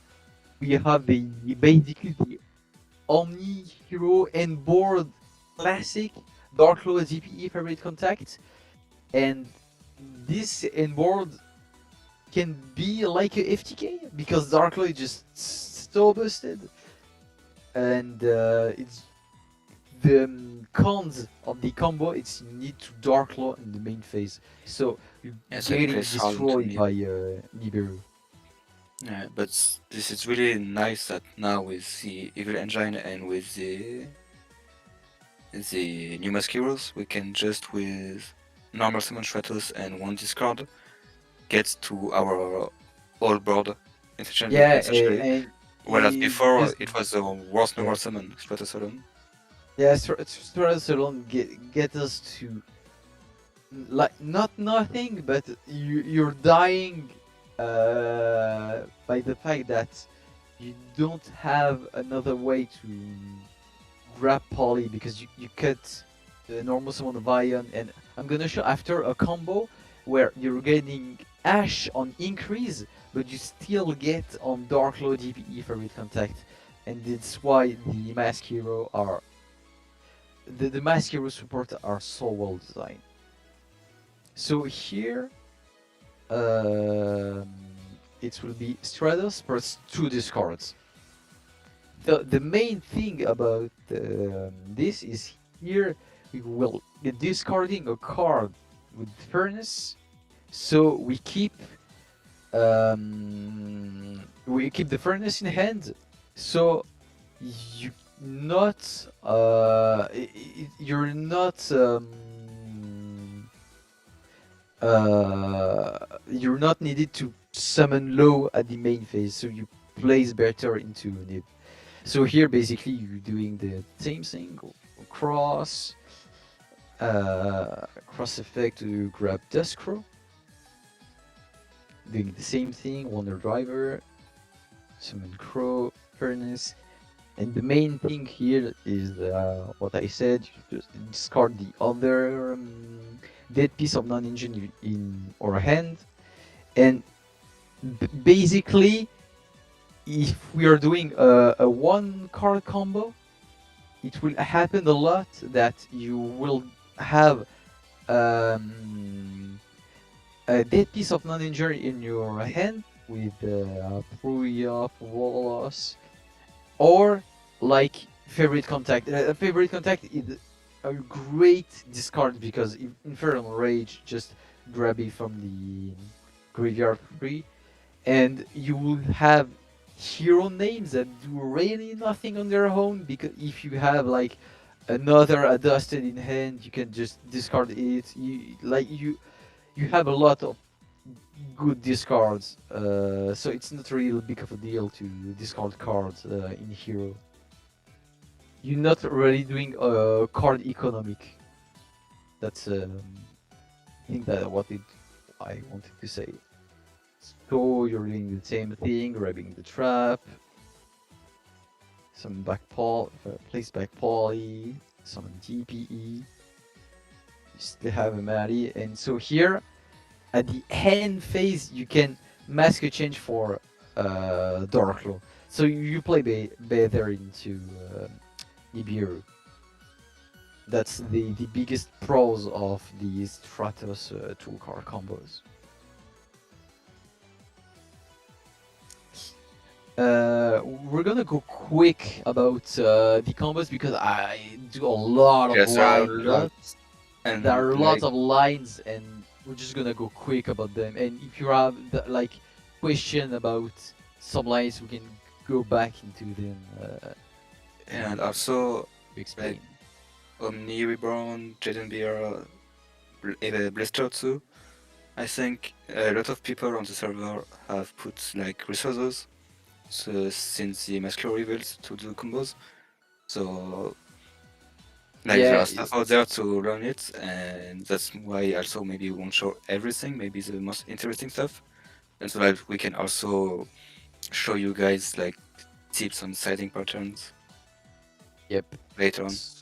So here I wanted to show like before when we drew Stratos versus any hero plus Fusion Destiny, to turn that into extra pop or extra dark low, you need to play another low or a dystopia in the extra deck. But here, without adding other weird pieces, you still adding extra push and extra disruption with your end board. So just gonna go simple, and with a blink discards without your hero discards, which is really neat.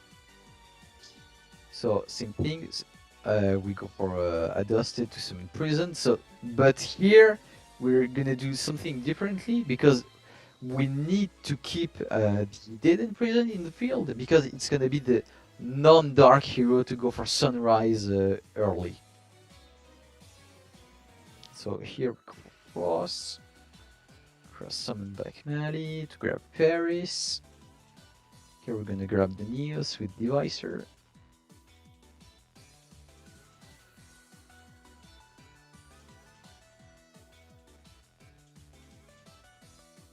Important to keep the Didn't Prison field, send Shadow Mist, grab Duskcrow, grab Poly. Here we're gonna summon, we're gonna use our Pure Breaks to summon Sunrise. Grab Miracle. Important to use Miracle early to not get locked by the Dark Lock of Fusion Destiny. So here we're gonna go for Wonder Driver for this instance to not be fucked by the Dark Lock hero. So here we're gonna send Denier and Furnace to the grave to summon DPE, and which a thing that's really cool about the Mask Hero support and is Duskcrow can grab Furnace from the grave. Like they really feel like modern support by grabbing something from the grave, and not like Vion who can only grab Polly from the deck, or Stratos that can only grab a hero from the deck, which is really cool. So we can use Furnace with the Fusion Destiny materials. So it's really cool.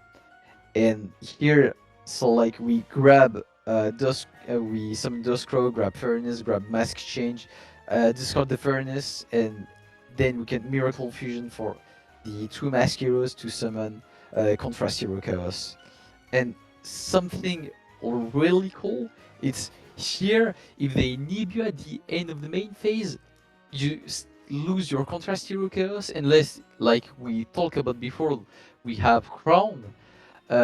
We still have, because of Fusion Destiny, Denier alive. So at the end of the main phase, we stay at the main phase. If we want to summon absolutely Dark Law in the main phase, and not to use our DPE or the Chaos that we summoned from Contrast Hero Chaos.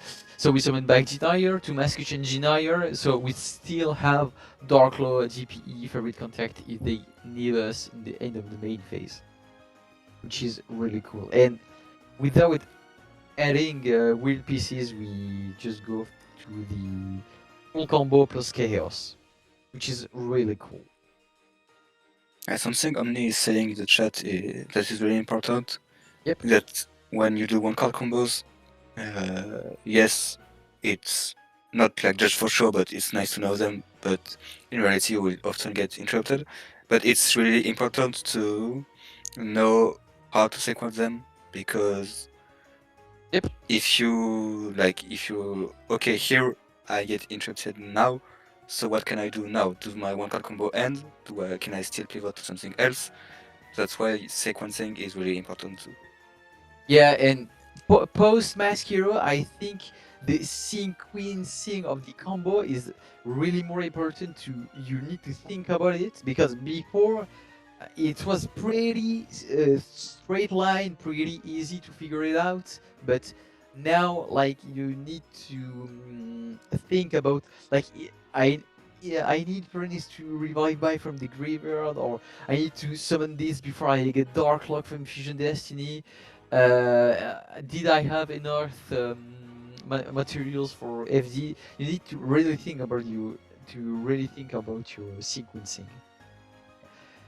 If there is any other question or not in the chat, or we can go.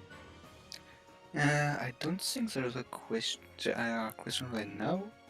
And yeah, Machi, well, before that there was a double poly line with, like, it was Traitors and Polymerization, when basically what you will do is you would normal summon Traitors, grab Malicious, and immediately poly into Sunrise to get your Malicious in the graveyard, and you could play from here, because then you would Crusader to add Faris, and then I Faris think, to...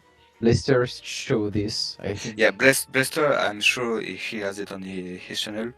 The Stratos and Poly two card combo with True Poly. To be honest, I don't know, Kagami, if there are any combo exclusive to Poly. I know there is one where you end on the True Chaos, Not where really. you need to... True Chaos, you need the Polymerization to the True Poly to do it. Yeah, you basically need what you to need... outdraw Mask Change or Poly Yeah, to be able to do it. basically, I don't think if we have... I don't know if we have it recorded, but the two Chaos combo with two Poly in the deck is that you need to have either Mass Change or Polymerization, one of them, in the starting hand.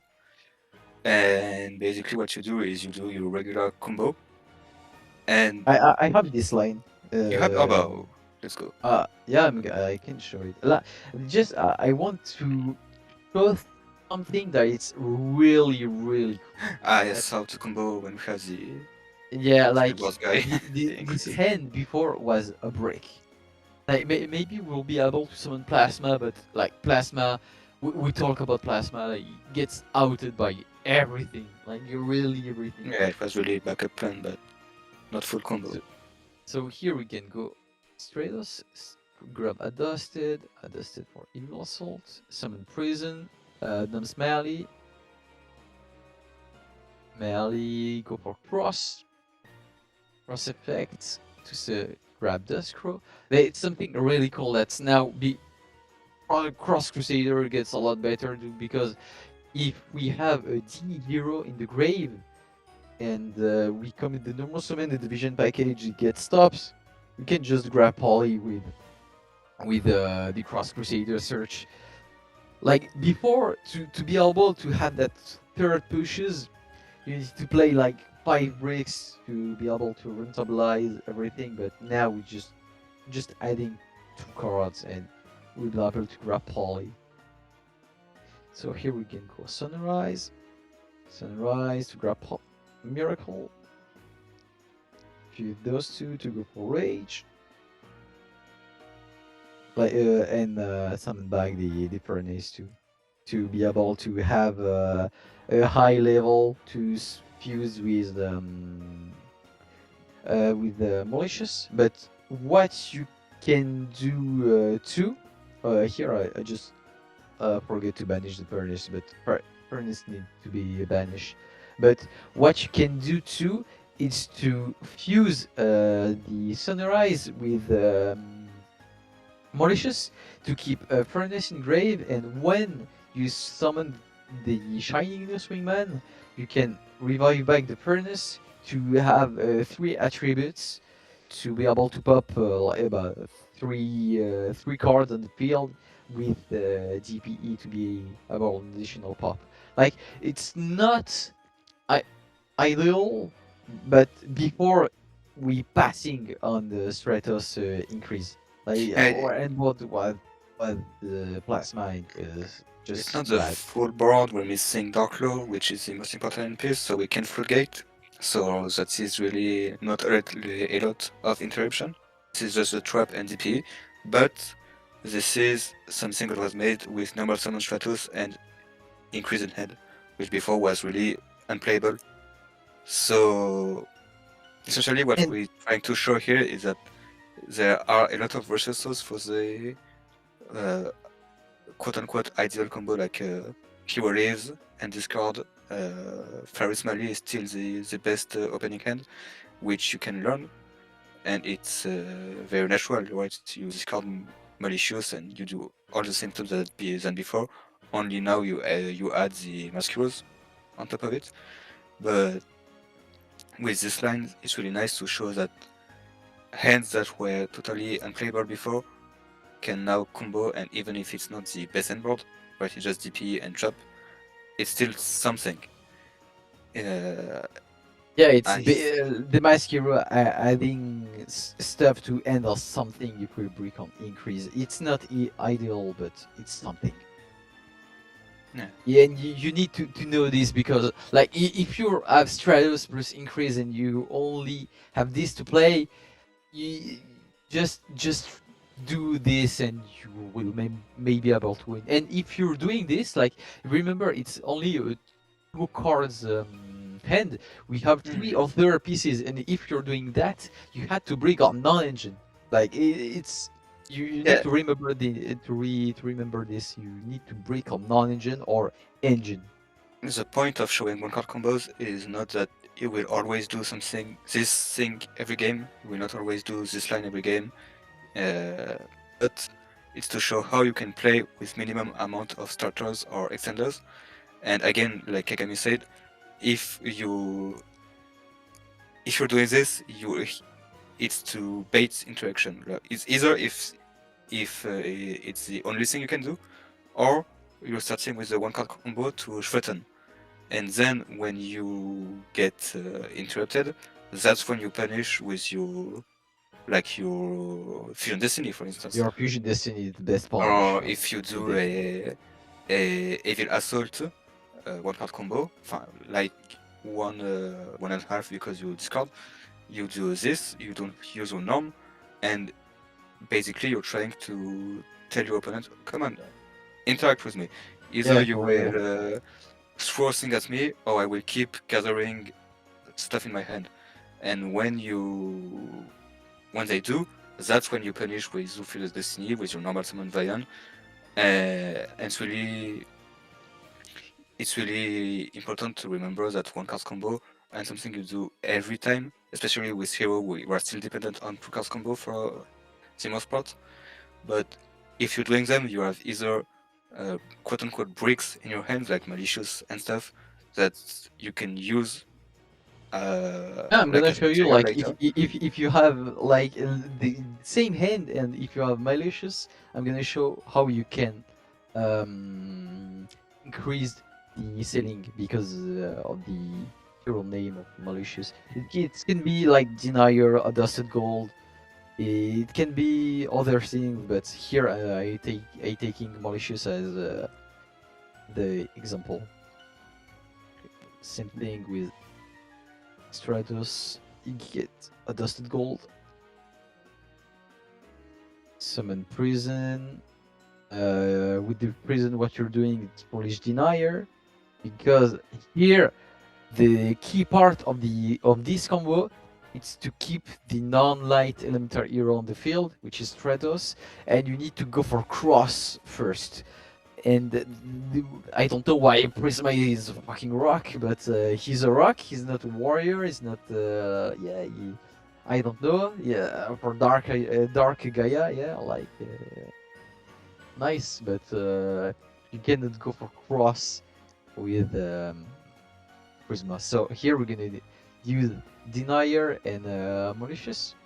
So here we go for cross effect to summon back Denier. All small tip, I just throw it there. It's when you go for cross, always summon back Denier, because if they bestials Denier, like you just go Malicious effect to summon back and use cross effect. But if you're using Cross Crusader to summon back Malicious, you need to have a hero in the grave to be able to use Denier effect, and you wouldn't be able to use it. And here I already use it, so you needed to summon Denier first with the Cross Crusader.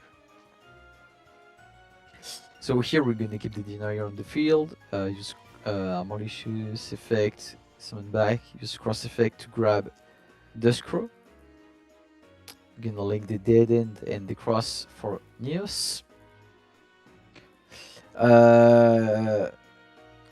Here I misplay. I take Poly before Furnace. I just misplay a bit. Shameful. Shameful. And we're showing this to people? No. Close your eyes, bro. Here we're gonna discard the increase because we have increase in hand, so we're gonna use it as a discard. Just summon Rage, keep the Furnace in hand, summon Sunrise, grab Miracle, use Poly to summon DPE, and here you can summon melee, and doing the whole way to get Darklaw in phase, check for Nib, destroy DPE and the Wake Up to summon Shadow Mist because we don't have use Shadow Mist in the combo, and get to Mask Change, summon Darklaw. So here, something really neat, even if you draw increase and you have the normal summon Stratos, if you hard open a Dusted, Malicious, or Denier, Evil you Assault can too? end Evil Assault too, yeah. Yeah, there is a lot of combination of can end on the Yeah. Darklaw, DPE, and Period Contact. Like Which again, here, I destroyed DPE, but DPE will resolve to summon back yeah. another driver. And again, And, it's not yeah. like the new board with Chaos, but it goes to show how with previously terrible hands we can still get to like our all board, DPE, favorite, and I saw Mash a Change. lot of person questioning about how can I combo with like bad hand. Like we all know how to combo with Paris plus Malicious, Hero Leaf plus Fusion Destiny, but weird hand like this, you need to know how to combo, and you can end all the Omni Hero on board, which is really cool. Yeah, I think we can go a bit now, unless you have something else you want to show on the siding patterns, because that was a Oh yeah, question that was asked. we can go on Let's the go. second patterns. Yeah. So Machi asked a few questions. First, and I think you know what to say already. Are we happy to remove Adjusted, Deadhead, and the Evil Assault from more non-engine going second?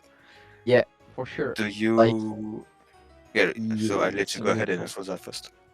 Yeah, like for example, against the Dracal Tail, we can take it as the example. Here I have a really good side against Dracal Tail. We have a double cyclone. We have RP Feather Duster. We even have attack, the Ghost Bell, and like if you want to fit all of these non-engine, you cannot just take out this and this. Like you just have enough spaces, and because the evil hero are not that great going second, you can just basically um, remove them, keep the mask change, because mask change against Dracotail, I think it's really cool. You can kill the call by too to call by the Femina. Yeah. So Something that that can happen, and it's really they hurt them a lot when you call by the Femina.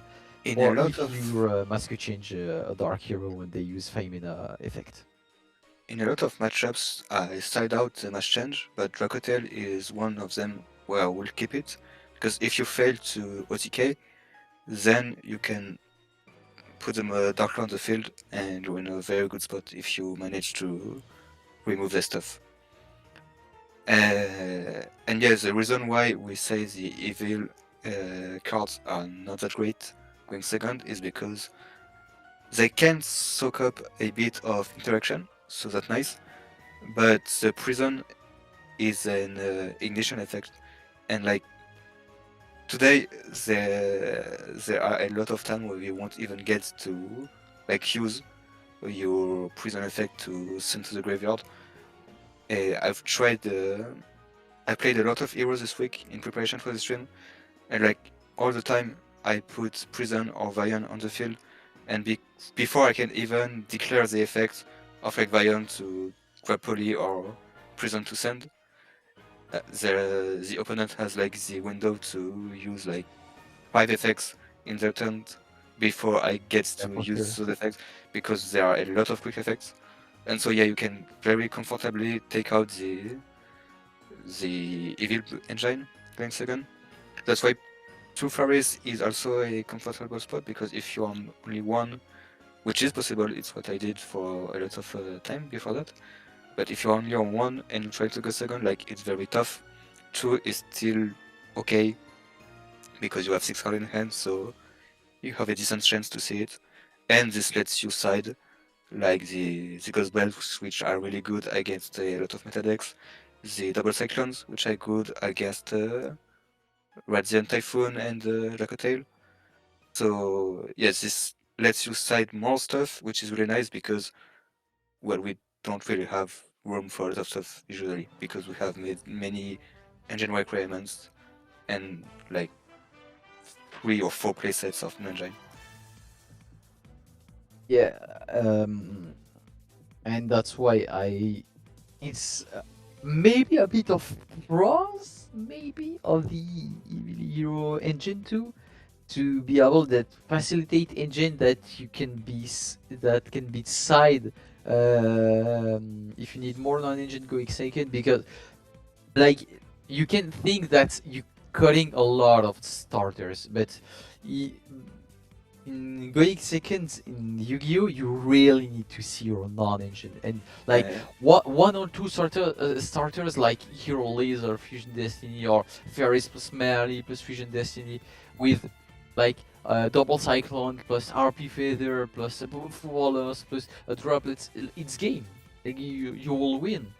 Yeah, You just need to see your power cards and unlucky break. like seconds. Yeah, not break. Like we are rogue deck, so we're fighting against ourselves too by not doing increase or denier. And something here is that we cited out the Purias because we took Dracotail as an example, but in other matchups like K9 take Purias, K9 Vanquishal, K9 for hire, Yumi takes it. I think, not confident about that, but I think Lunalight takes them too. Like Purias, I will keep them. It just against Dracotail they're not that good, so we took them out here. You can just basically do this. Like the double Cyclone are really good against Dracotail and the Radiant Typhoon matchup. So like Furia decimate Radiant Typhoon. They for sure. only special summon from the hand, except the link and the. And here I keep hash going second too against Dracotail because we can use it basically as a ball breaker, but the traps. and traps too, but against like K9, like pure K9, with the 4 higher, I will side out Ash, but against Vanquishal, I will keep the Ash to Ash the Raisin for sure. But what you can do against K9 4 higher, it's like side this. You can maybe like keep the evil package and go like this warrior and keep the adjusted goal, because it's not an obligation to side at the evil package. Like if you don't have to side non-engine because you need non-engine, like this non-engine against K9 for higher is just not great. You not need to do this to if these non-engine are not that good, just don't side it and keep the good tools in the deck. Something I will do here, for instance, is like take out one of the stud for the furnace, so that I have a quote-unquote extra copy of Polymerization in my hand. Yeah, for sure. Yeah, and that's why I think furnace is a really good siding cards to be. Furnace can be Blazeman here too. We wanted to talk about that. Yeah, it can be Blazeman, but it's a bit the same thing as Blazeman, just not elementary hero name. Yeah, the pros of Furnace is that you don't need your normal summon, but playing Blazeman is something I'm experimenting with. Is that you basically your hero leaves turns into Polymerization, which is still true for Furnace, right? You can still hero leave Stratos and then grab Furnace and then Furnace at the poly. But doing it with Blazeman means that your furnace is still live to add the second poly later. And as we talk, Thunder Giant is really helpful going second. And so siding in the Blazeman going second is really nice to have the extra attributes, elemental hero attributes. We also we had the same question about removing engine, but with favorite contact this time, and I think we kind of employed that in the process because we saw you cite the favorite contact. Basically, it's if I'm not saying you never grind with hero, but our grind game is very weak, and so a lot of time, personally, what I like to do, I don't know if it's the best thing to do, but very often I take out the favorite contact and match change for Mono Engine because it's either like OTK or OTK or die trying. Because I'm not. Maybe this is a me problem, but against Yomi, against Dorkatail, like everything, especially Dorkatail Brandon now, they have so many resource loops. If I don't end the duel by turn 2, yeah, you need to OTK with. yeah, because otherwise they just build the board again. Maybe the match change I will keep in some matchups, like the ones that really kill the deck, like Drocotail, Yamis, this kind of thing. I will keep the match change and try to not really grind, but like make sure they like it's really strong against them. Basically, that's it. But the favorite contact, only says you can generally take out the favorite contact hexagon from Mono Engine. Yeah. And so the third question was, do we want to prioritize getting draw and crossouts when we go first? And what about siding one draw and one nib instead of two draws?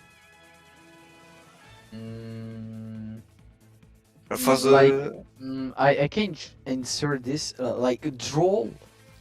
Draw. I've the my voice is dying. Okay.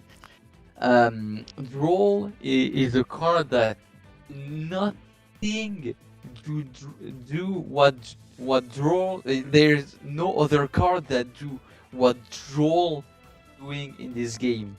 I don't really like draw because against the meta decks it's really bad. I think like It doesn't hit a lot of them. Dracotail, yeah, even against Lunalight, like a lot of the time I draw a Lunalight, they still end on two Liger Dancers. Even the Canine Vanquisher, like it's good against the Vanquisher parts, but it's very depending on their hand because if they get to Reaper, like if they have, I forgot his name, I think it's Jokol, the one that special summons from the hand, and first thing they do is set up the Reaper. Well, now your draw is a dead card in hand, so I'm not really confident about setting draw going second unless it's against other rogue decks. But going first, I like the crossout and draw package because something we saw, we looked a bit at the deck list that topped 54 in the last YCS with Kagami, and something we saw is that a lot of people were either playing, were either a draw in their side deck or they didn't play it at all. But because, so I would be even sometimes confident not playing the crossout package, but because we still die a lot to draw and still siding it's in, and I guess you could do it, like you could maybe take out the furnace inside and play one nib if you want the nib target for crossout, because right now crossout will hit Ash, Ghostbell, Brawl, and like the Charmies if you want to keep them in going first for crossout. So if you want the nib target, you can definitely find space in it, but otherwise I'm not really a fan of the one draw, one nib, because I don't like the crossout and a bunch of one-off targets. So that's just me personally. But it's something that you can do. It's not a wrong answer. Like you can do you one draw, one nib, but a lot of line like you're playing well against nib. It's not the end of the world if you get nib.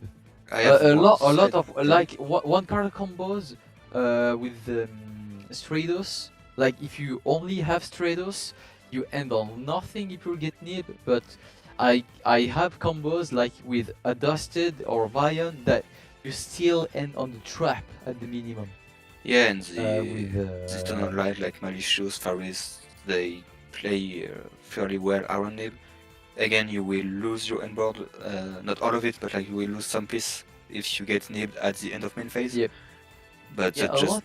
part of playing hero, but you can still keep your mash change, your favorite contact, like your DPE most of the time.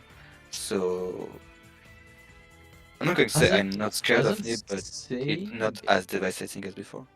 Yeah, like a lot of people, I'm showing the list of people, like a lot of people just, they don't play Droll or they play Droll in the side. Yeah, like no Droll in the side. I think maybe something he main deck Droll, but it's like the only one who does that. But yeah, I think something to note is that we're looking at top list from WCS, but in your locals, maybe people will still be on main role. So I'm not saying like don't have anything against role, cut the call by, cut the cross out. I'm not saying that. And if we still get drawn, it's still very rough for us. So that's why we're showing it still in the list here.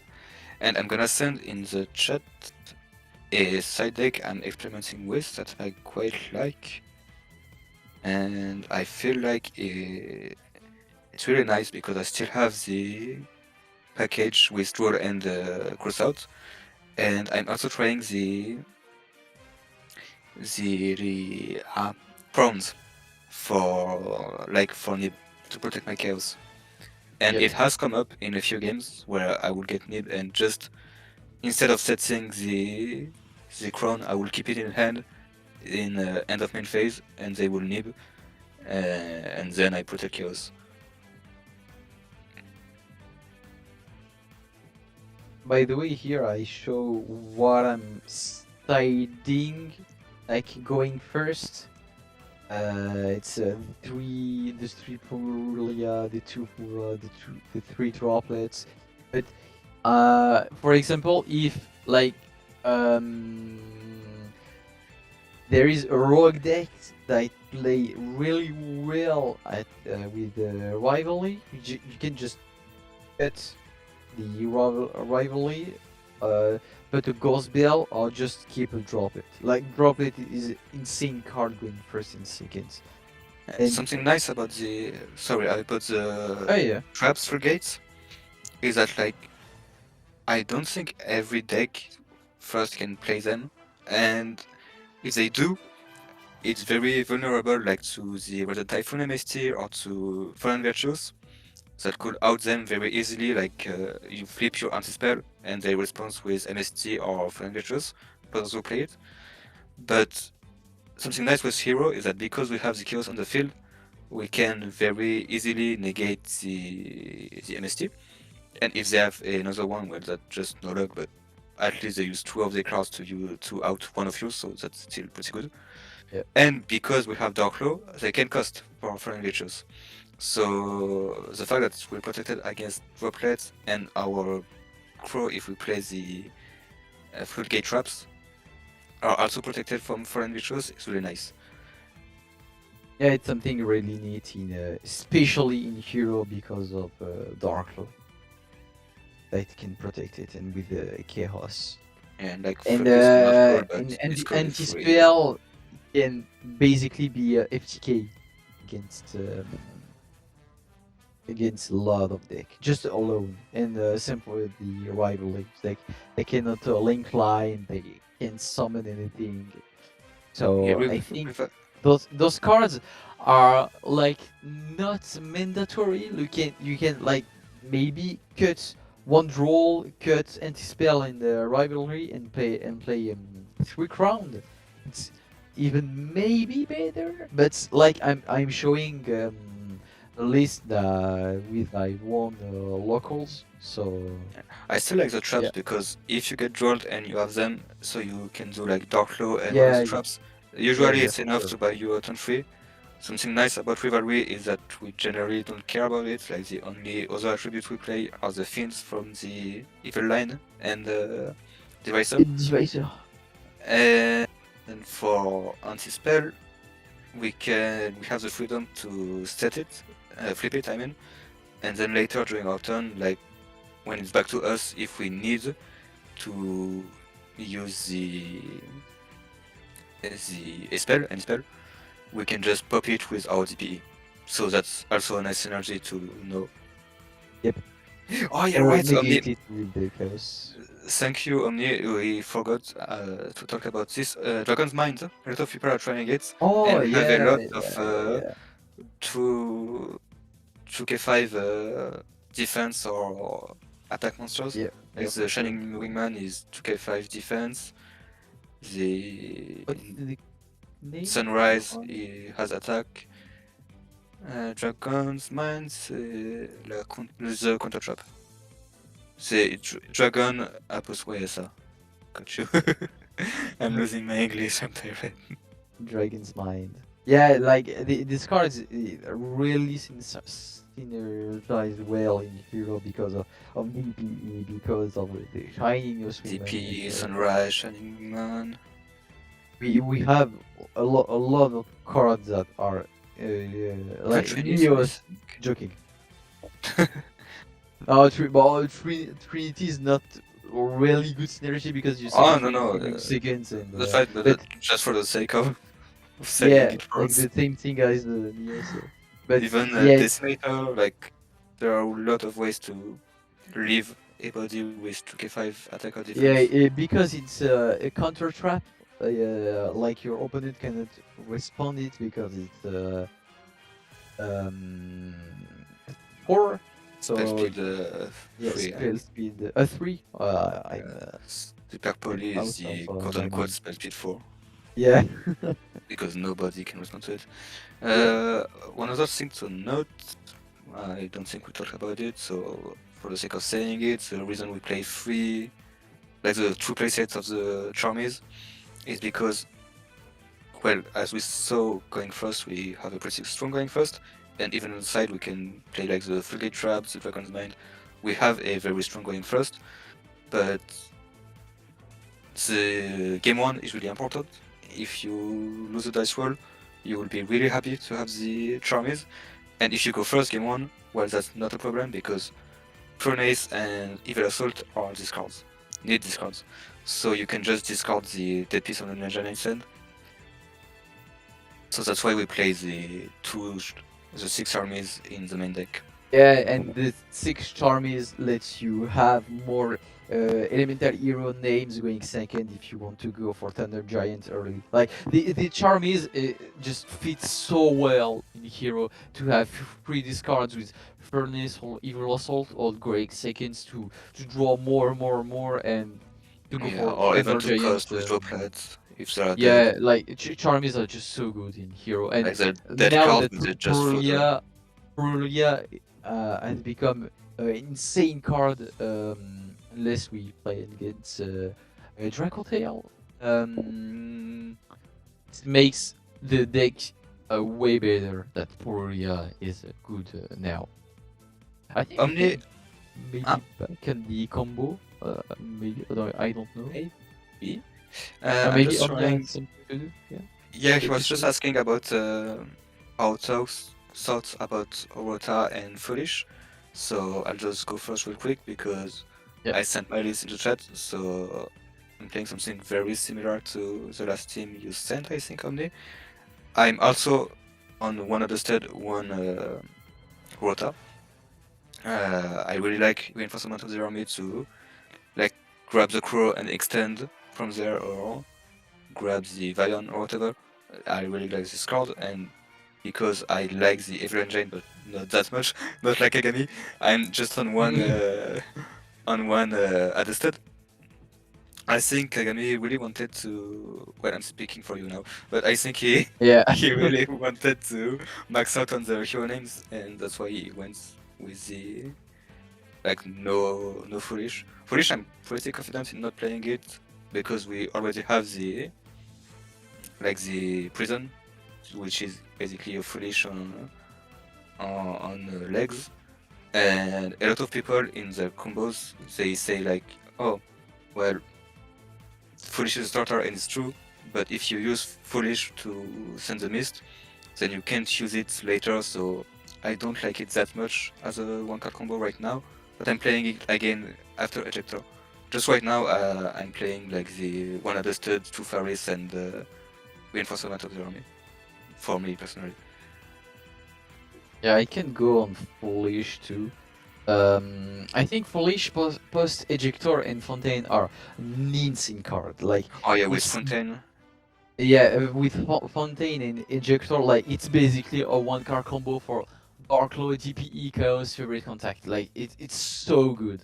But now as a pure one card combo, it's the worst of them because you ending on only GPE and the trap, which is gonna happen rarely to only open Polish. I agree. So you can just Polish Mist at Ferris, but like you said, you just use Mist already, so you can do the things that if it was Ferris in hand, you just can go Ferris, Pitch Melee, and still have the Mist because like for me at my locals and like I have a lot of discussion with people, they will keep the Ash for Furnace. So I think I still want to keep Mist alive as long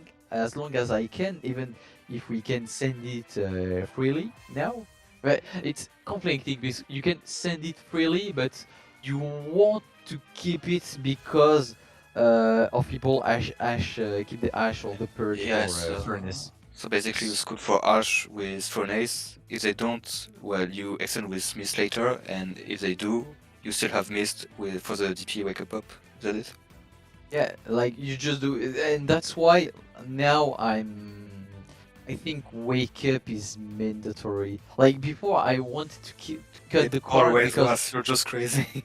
like I never summoned him in 1 month, and like when people starting to tingle in, like yeah, Furnace is just Furnace is just broken. Like W mask change like this, it's just so strong, and starting to ash it, and I was like we can just do the old things to summon low with Wake Up. So now I strongly believe that Wake Up is mandatory. It's still important for the kill shot going seconds too, and for army. For army, it's maybe something I wanted to play instead, maybe of Ferris. But I want to keep the 2 adjusted because adjusted gold is really something I like to start with to sculpt my hands. And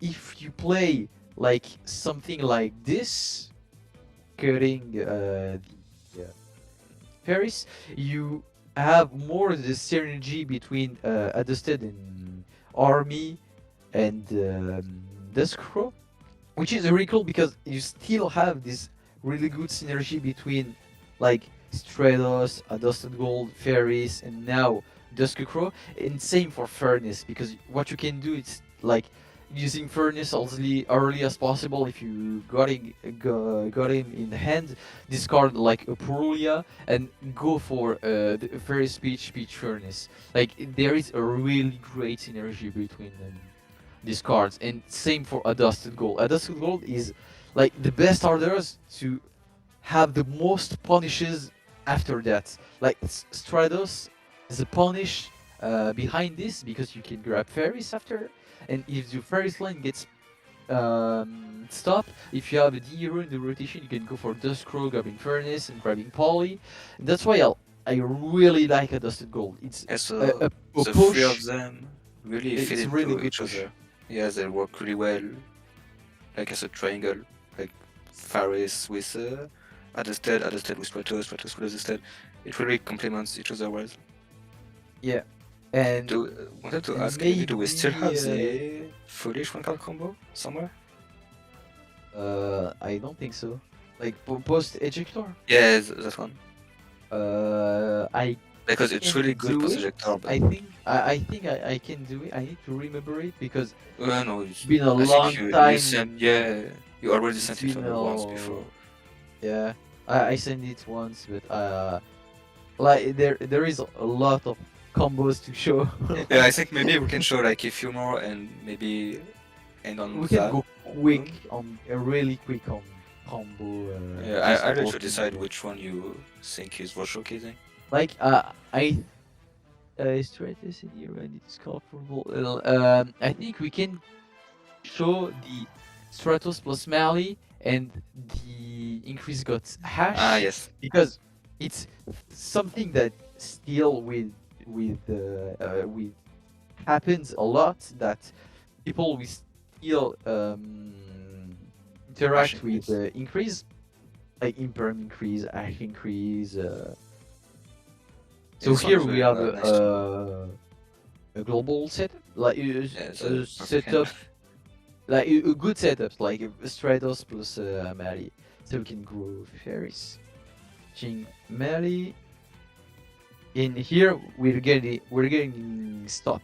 So here we want to keep the Stratos in field because it's the non-light elemental hero, and we're gonna go for.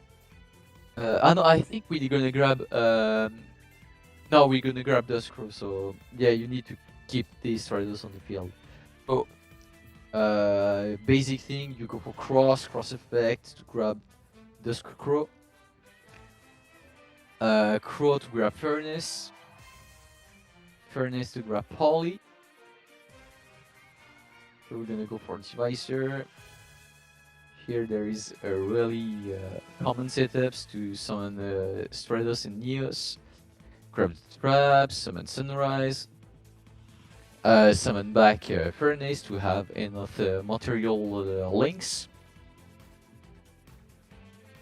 If you want to keep the Sunrise on the field, otherwise what you can do is to summon. No, I'm saying shits like you need to fuse Sunrise and Mali. So you can. Otherwise, you lose the driver. Yeah. And here, what we can do is the old stuff, DPE, Wake Up, and summon Shadow Mist. Shadow Mist effect to grab Mask Change, summon Dark Claw, and basically we have the old Omni Hero and board.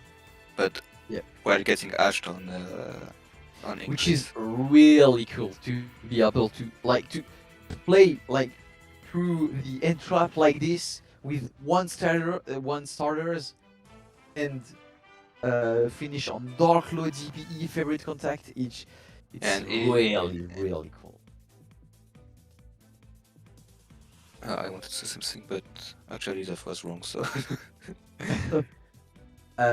Here. And I don't know if you showed the one when you go to Divisor straight away to play around Nib, because that was also a question that was asked, like maybe a line or two to play around Nib. Like I can show this line with a Dusted Gold.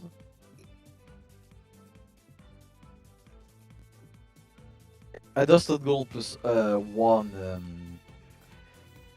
discards. Well, yeah, just one discard, so you can go for Prison. With Prison, Foolish Mist, no more Summon Divine. Dumb Smelly, grab Polly, and here what we're going to do is to link both of them to go for Infernal Divisor. So here we'll only add 3 summons. Here we're gonna be at 4 summons to summon Sunrise, grab Miracle, and here like we're gonna go for Mali, Cross Crusader shenanigans, but the things that we need to remember, it's like here with Miracle Fusion, we just can summon Flame Wingerman Infernal Rage to grab the trap. So if we got Nib on the Cross Crusader search, before we search, we still end on the trap and if they don't have Nib, will still end on the full Omni Hero and board. So you need to sequence your plays to go first for Sunrise before the 5 summons. So you have Nib insurance, and like if they Nib you on the before you search with Cross, Fusion Destiny punish this like And demolish them. even without Fusion Destiny, I think if you like, if they let you revive with cross but don't let you search, then leave you there, you can still miracle into rage, use malicious effect to special summon the second from the deck, link into your second Crusader, Yeah, and then you still have his Sun Malicious in the deck to I don't then. think so. You I'm, don't? I'm Maybe I'm cutting saying. your dreams, but I don't think so. Did we already use the Mali? You need to use Mali there to be able to, no you can't because you need to go for Yeah, we used one. Mali. Yeah, I'm saying. You I'm need lying. to summon Mali to go for cross, and and if you use your Miracle Fusion to go for Infernal Rage and the need here, you're fucked too. Yeah, so the best spot for them to nib is like right here when we revive. Yeah, when we revive and If they do late nib, we will have the like end of main phase nib. We will have the TPE to dodge and still have the trap, and so that's good. And if they do it before, well, before we use the malicious, then we can use miracle and malicious to end to cross. So the best post for them to nib is before the Crusader search. Otherwise, after we still keep our things, and before like they couldn't because we were on 5 summons. So and here there is another key. There is two key parts of the deck of these lines. Go for Infernal Devicer first to play better into Nib, to grab the Neos early and Poly for a Sunrise to be able to grab the trap. And if you want to end on the Omni Hero and board, you need to use Dusk Crow to grab Furnace, grab Mask Change, disorgan himself, and then use the Miracle Fusion, because you need to summon back Furnace because you need to summon a Fusion Hero to be able to summon me back, and we don't want to Mask Change Dusk Crow on the main phase to not get punished by Nib. So here we go for Rage, summon back Furnace, and grab get the trap. So here we can link for Wonder Driver. I forget to banish the Furnace, but it's not a big of a deal. Yeah, I understand she's banished now. the sequencing. And you can poly for Rage and Mali to summon DPE. So here we have our Dark Hero on the field, we have DPE, Federate Contact, and if they nib us at the end of the main phase, we still have Dark Law DPE, Federate Contact by Mask Change DPE or the Chaos, or if they nib us on the cross, we still have the Federate Contact. Like, we're doing a one card combo, so you One card combo can't- with adjusted on top of yeah, it. with adjusted gold. Like, you cannot think that a one card combo will be able to summon Dark Lord DP Favorite Contact if they nib us at the perfect option. But the good things about Hero, first is a rogue deck, and post Mask Hero people can like don't really know how to nib us at the right spot, and people knowing that the hero doesn't have Omni negate, they will wait until the end of the main phase, and if they do that, you still end the full board. And here we're doing a one card combo, and like a one card combo adjusted gold. It's not like isn't even our best power it's not spell. like it's not Hero Leaves or Fusion Destiny. Fusion Destiny. So hopefully this goes to show how we can play around nib, even if we can still like the perfect nib right at the device revive, but before the search is really, it hurts a lot. But not everyone will know that. And yeah, with just the evil assault, we can sort of play around nib without losing everything. This is just to show like a lot of combos you will see, like even Faris and Malicious, which is our best combo, will play somewhat into nib in some capacity because this is hero, right? And we don't have the negate. So once we pass the 5 summon limit, we can get nibbed. But if you sequence your plays well, you can still keep like the DPE, the trap, and the mass change with maybe a malicious or denier in the graveyard most of the time. So that's why I say Nib still hits us, but it's not the end of the world like before. We take it, but it's less devastating for us if you do your play well. Here, by the way, a really good hand. With Hero Leaf using the Cinevion. Like this hand going first is just so broken. Like you have Hash, the call by, and 2 power spreads and a punish. Like this hand is crazy. But I wanted to show like why I considered like Dead in Prison as a starter and like not in the world if we start with Yeah, it's him, not very good, but it still plays, it still combos. like that it's still a really good combo at the end. Like with Dead in Prison plus Adostal Gold, it can even works with if you draw Dead in Prison plus Evil Assault. Like you just using Evil Assault, discarding a dead piece of non-engine, grab Adosted, and doing combo like this. So you need the first line to plays. So here, okay, do first line, Ion, Melee, grabbing Poly, over Cross, grabbing Dusk Crow, Visor, Neos, Crow, grab Furnace, rebuild the Furnace, grab Mask Change, Poly does 2 for Sunrise, grabbing Miracle.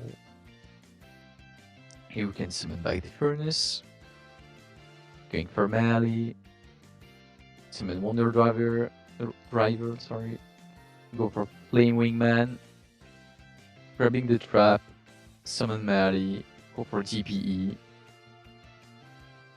and here with Dead in Prison plus a blank hero discards, you still end on the full Omni Hero end board. Like even with weird pieces, you need to know that you can steal full combo with this.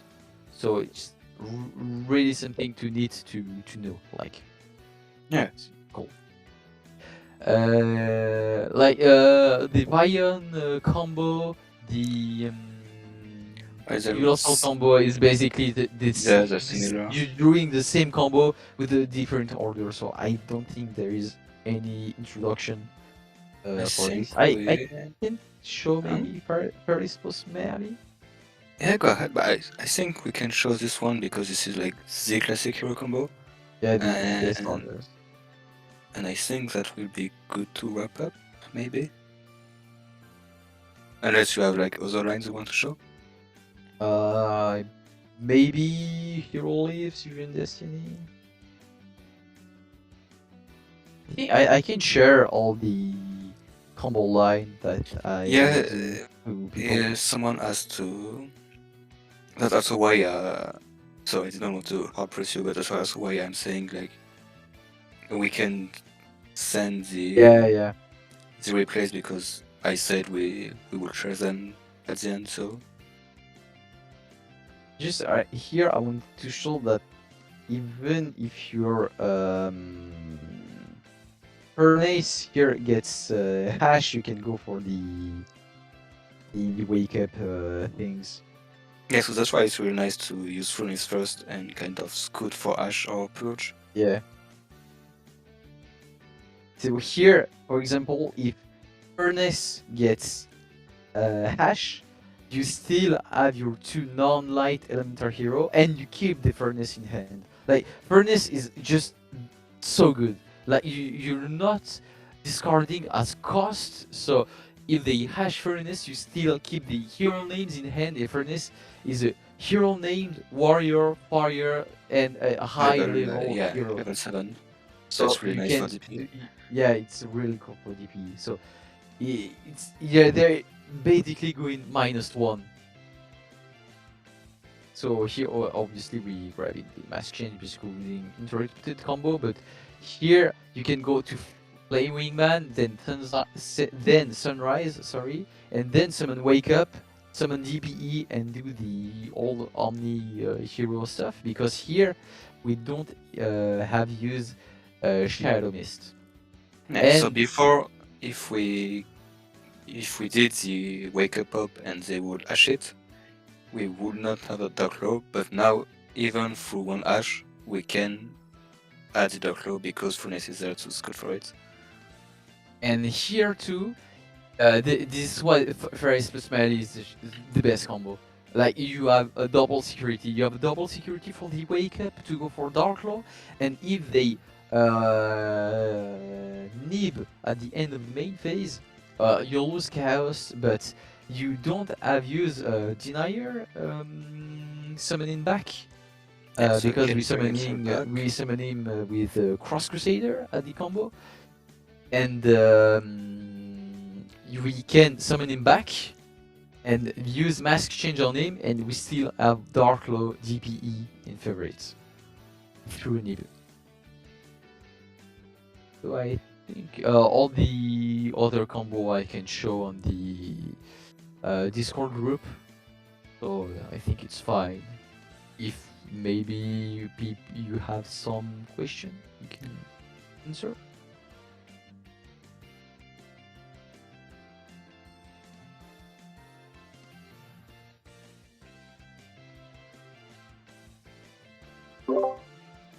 Oh my god, it's been almost 3 hours. Yeah, we yapped a lot, sorry. You're totally fine. I guess I can ask a question. Yes. With how the deck is currently constructed now, what is its place in the current format? I can go. Yeah, go ahead first. I think Hero is in. It's a bit weird because I think it's a raw spot because we lose to a lot of things. But like, if we win the dice, like Dark Law is just so broken that you can just win by sticking on Dark Law. I think it's Hero is the perfect example of an underdog deck to be able to steal wins with Trinity going second, with Dark Law going first. But we still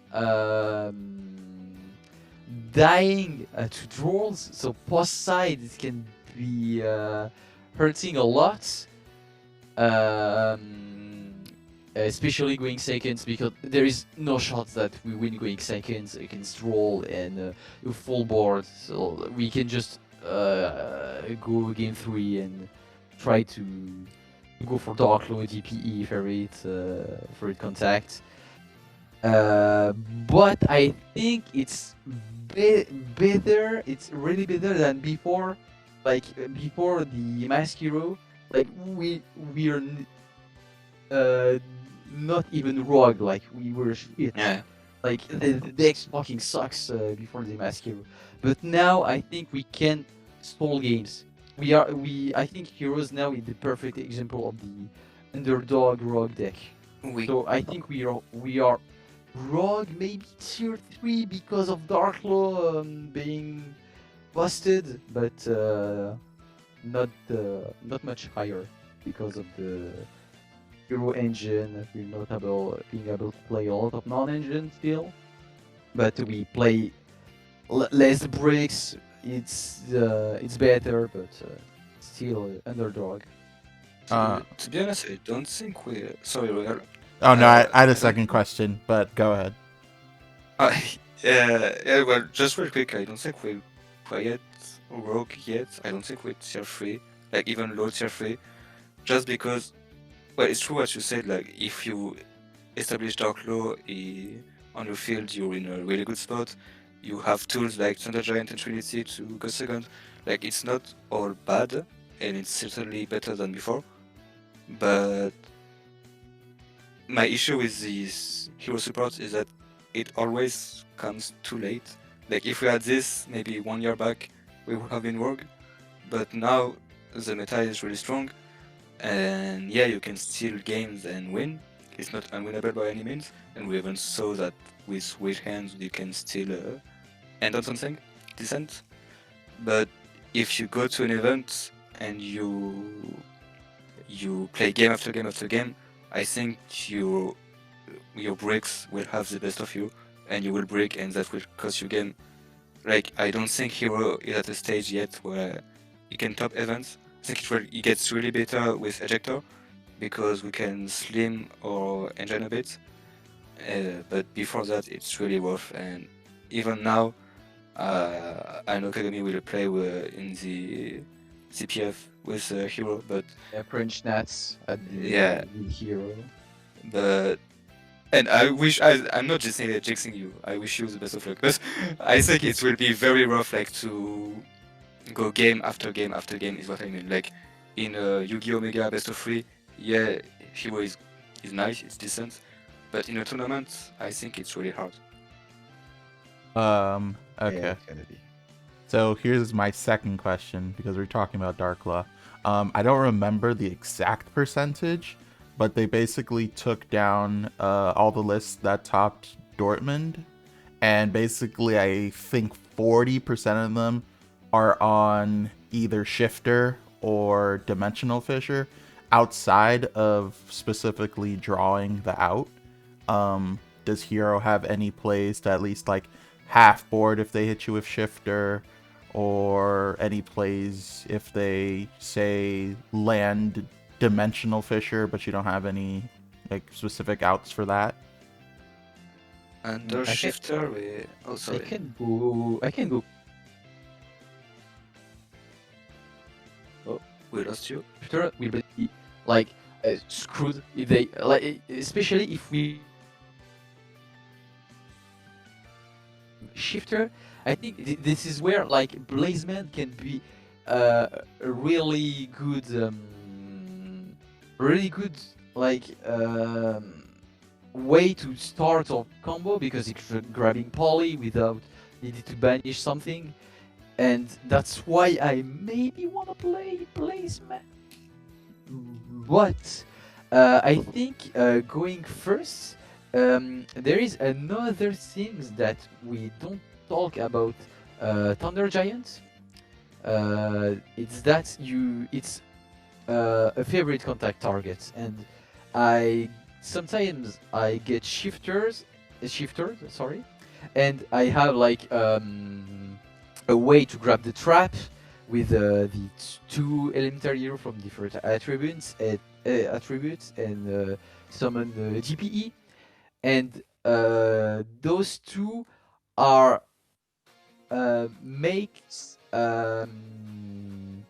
us able to survive, to be able to have our turn 3, but it's rough because all of our materials are banished, but it's still winnable. It's another way that the Thunder Giant can have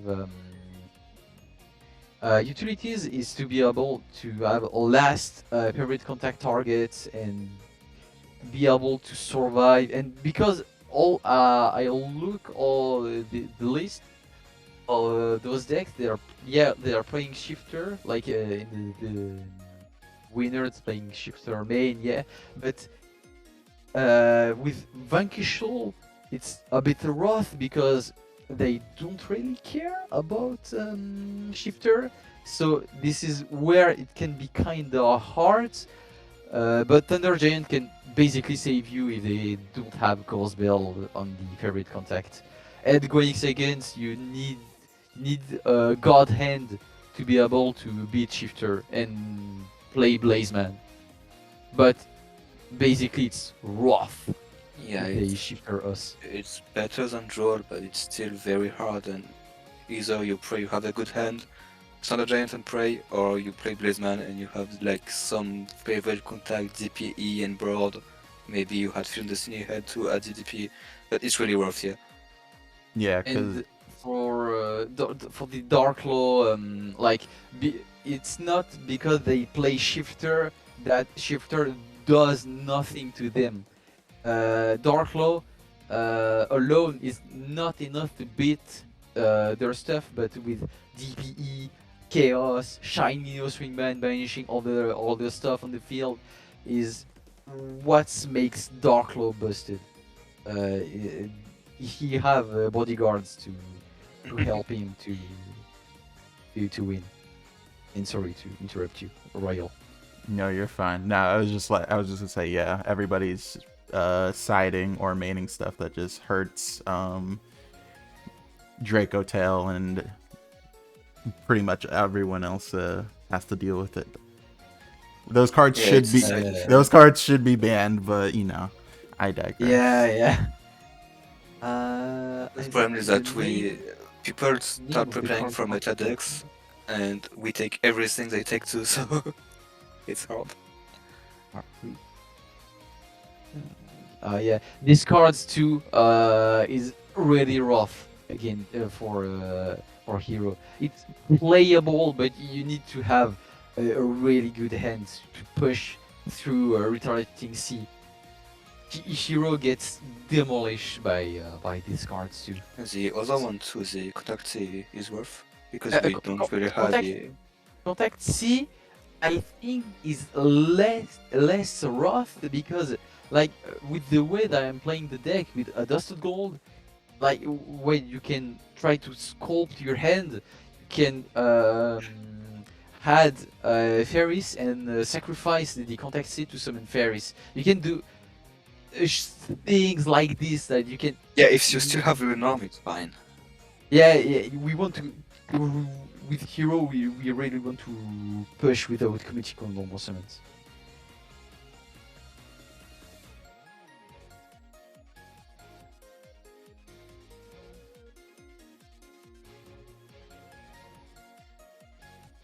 I can go all about with all this spreadsheet combo.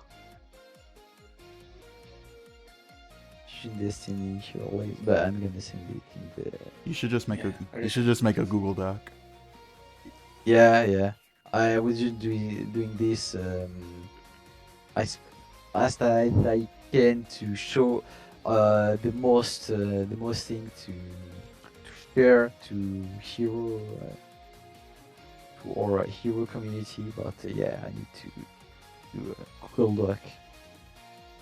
Yeah, so we can have it all on a Google Doc and just pin the link in the chat. Yeah, ping the link. So if people want to remember how to combo with these shitty hands, Dead in Prison plus a Dusted Gold, and still end on stuff, or Stratos plus increase, would be cool.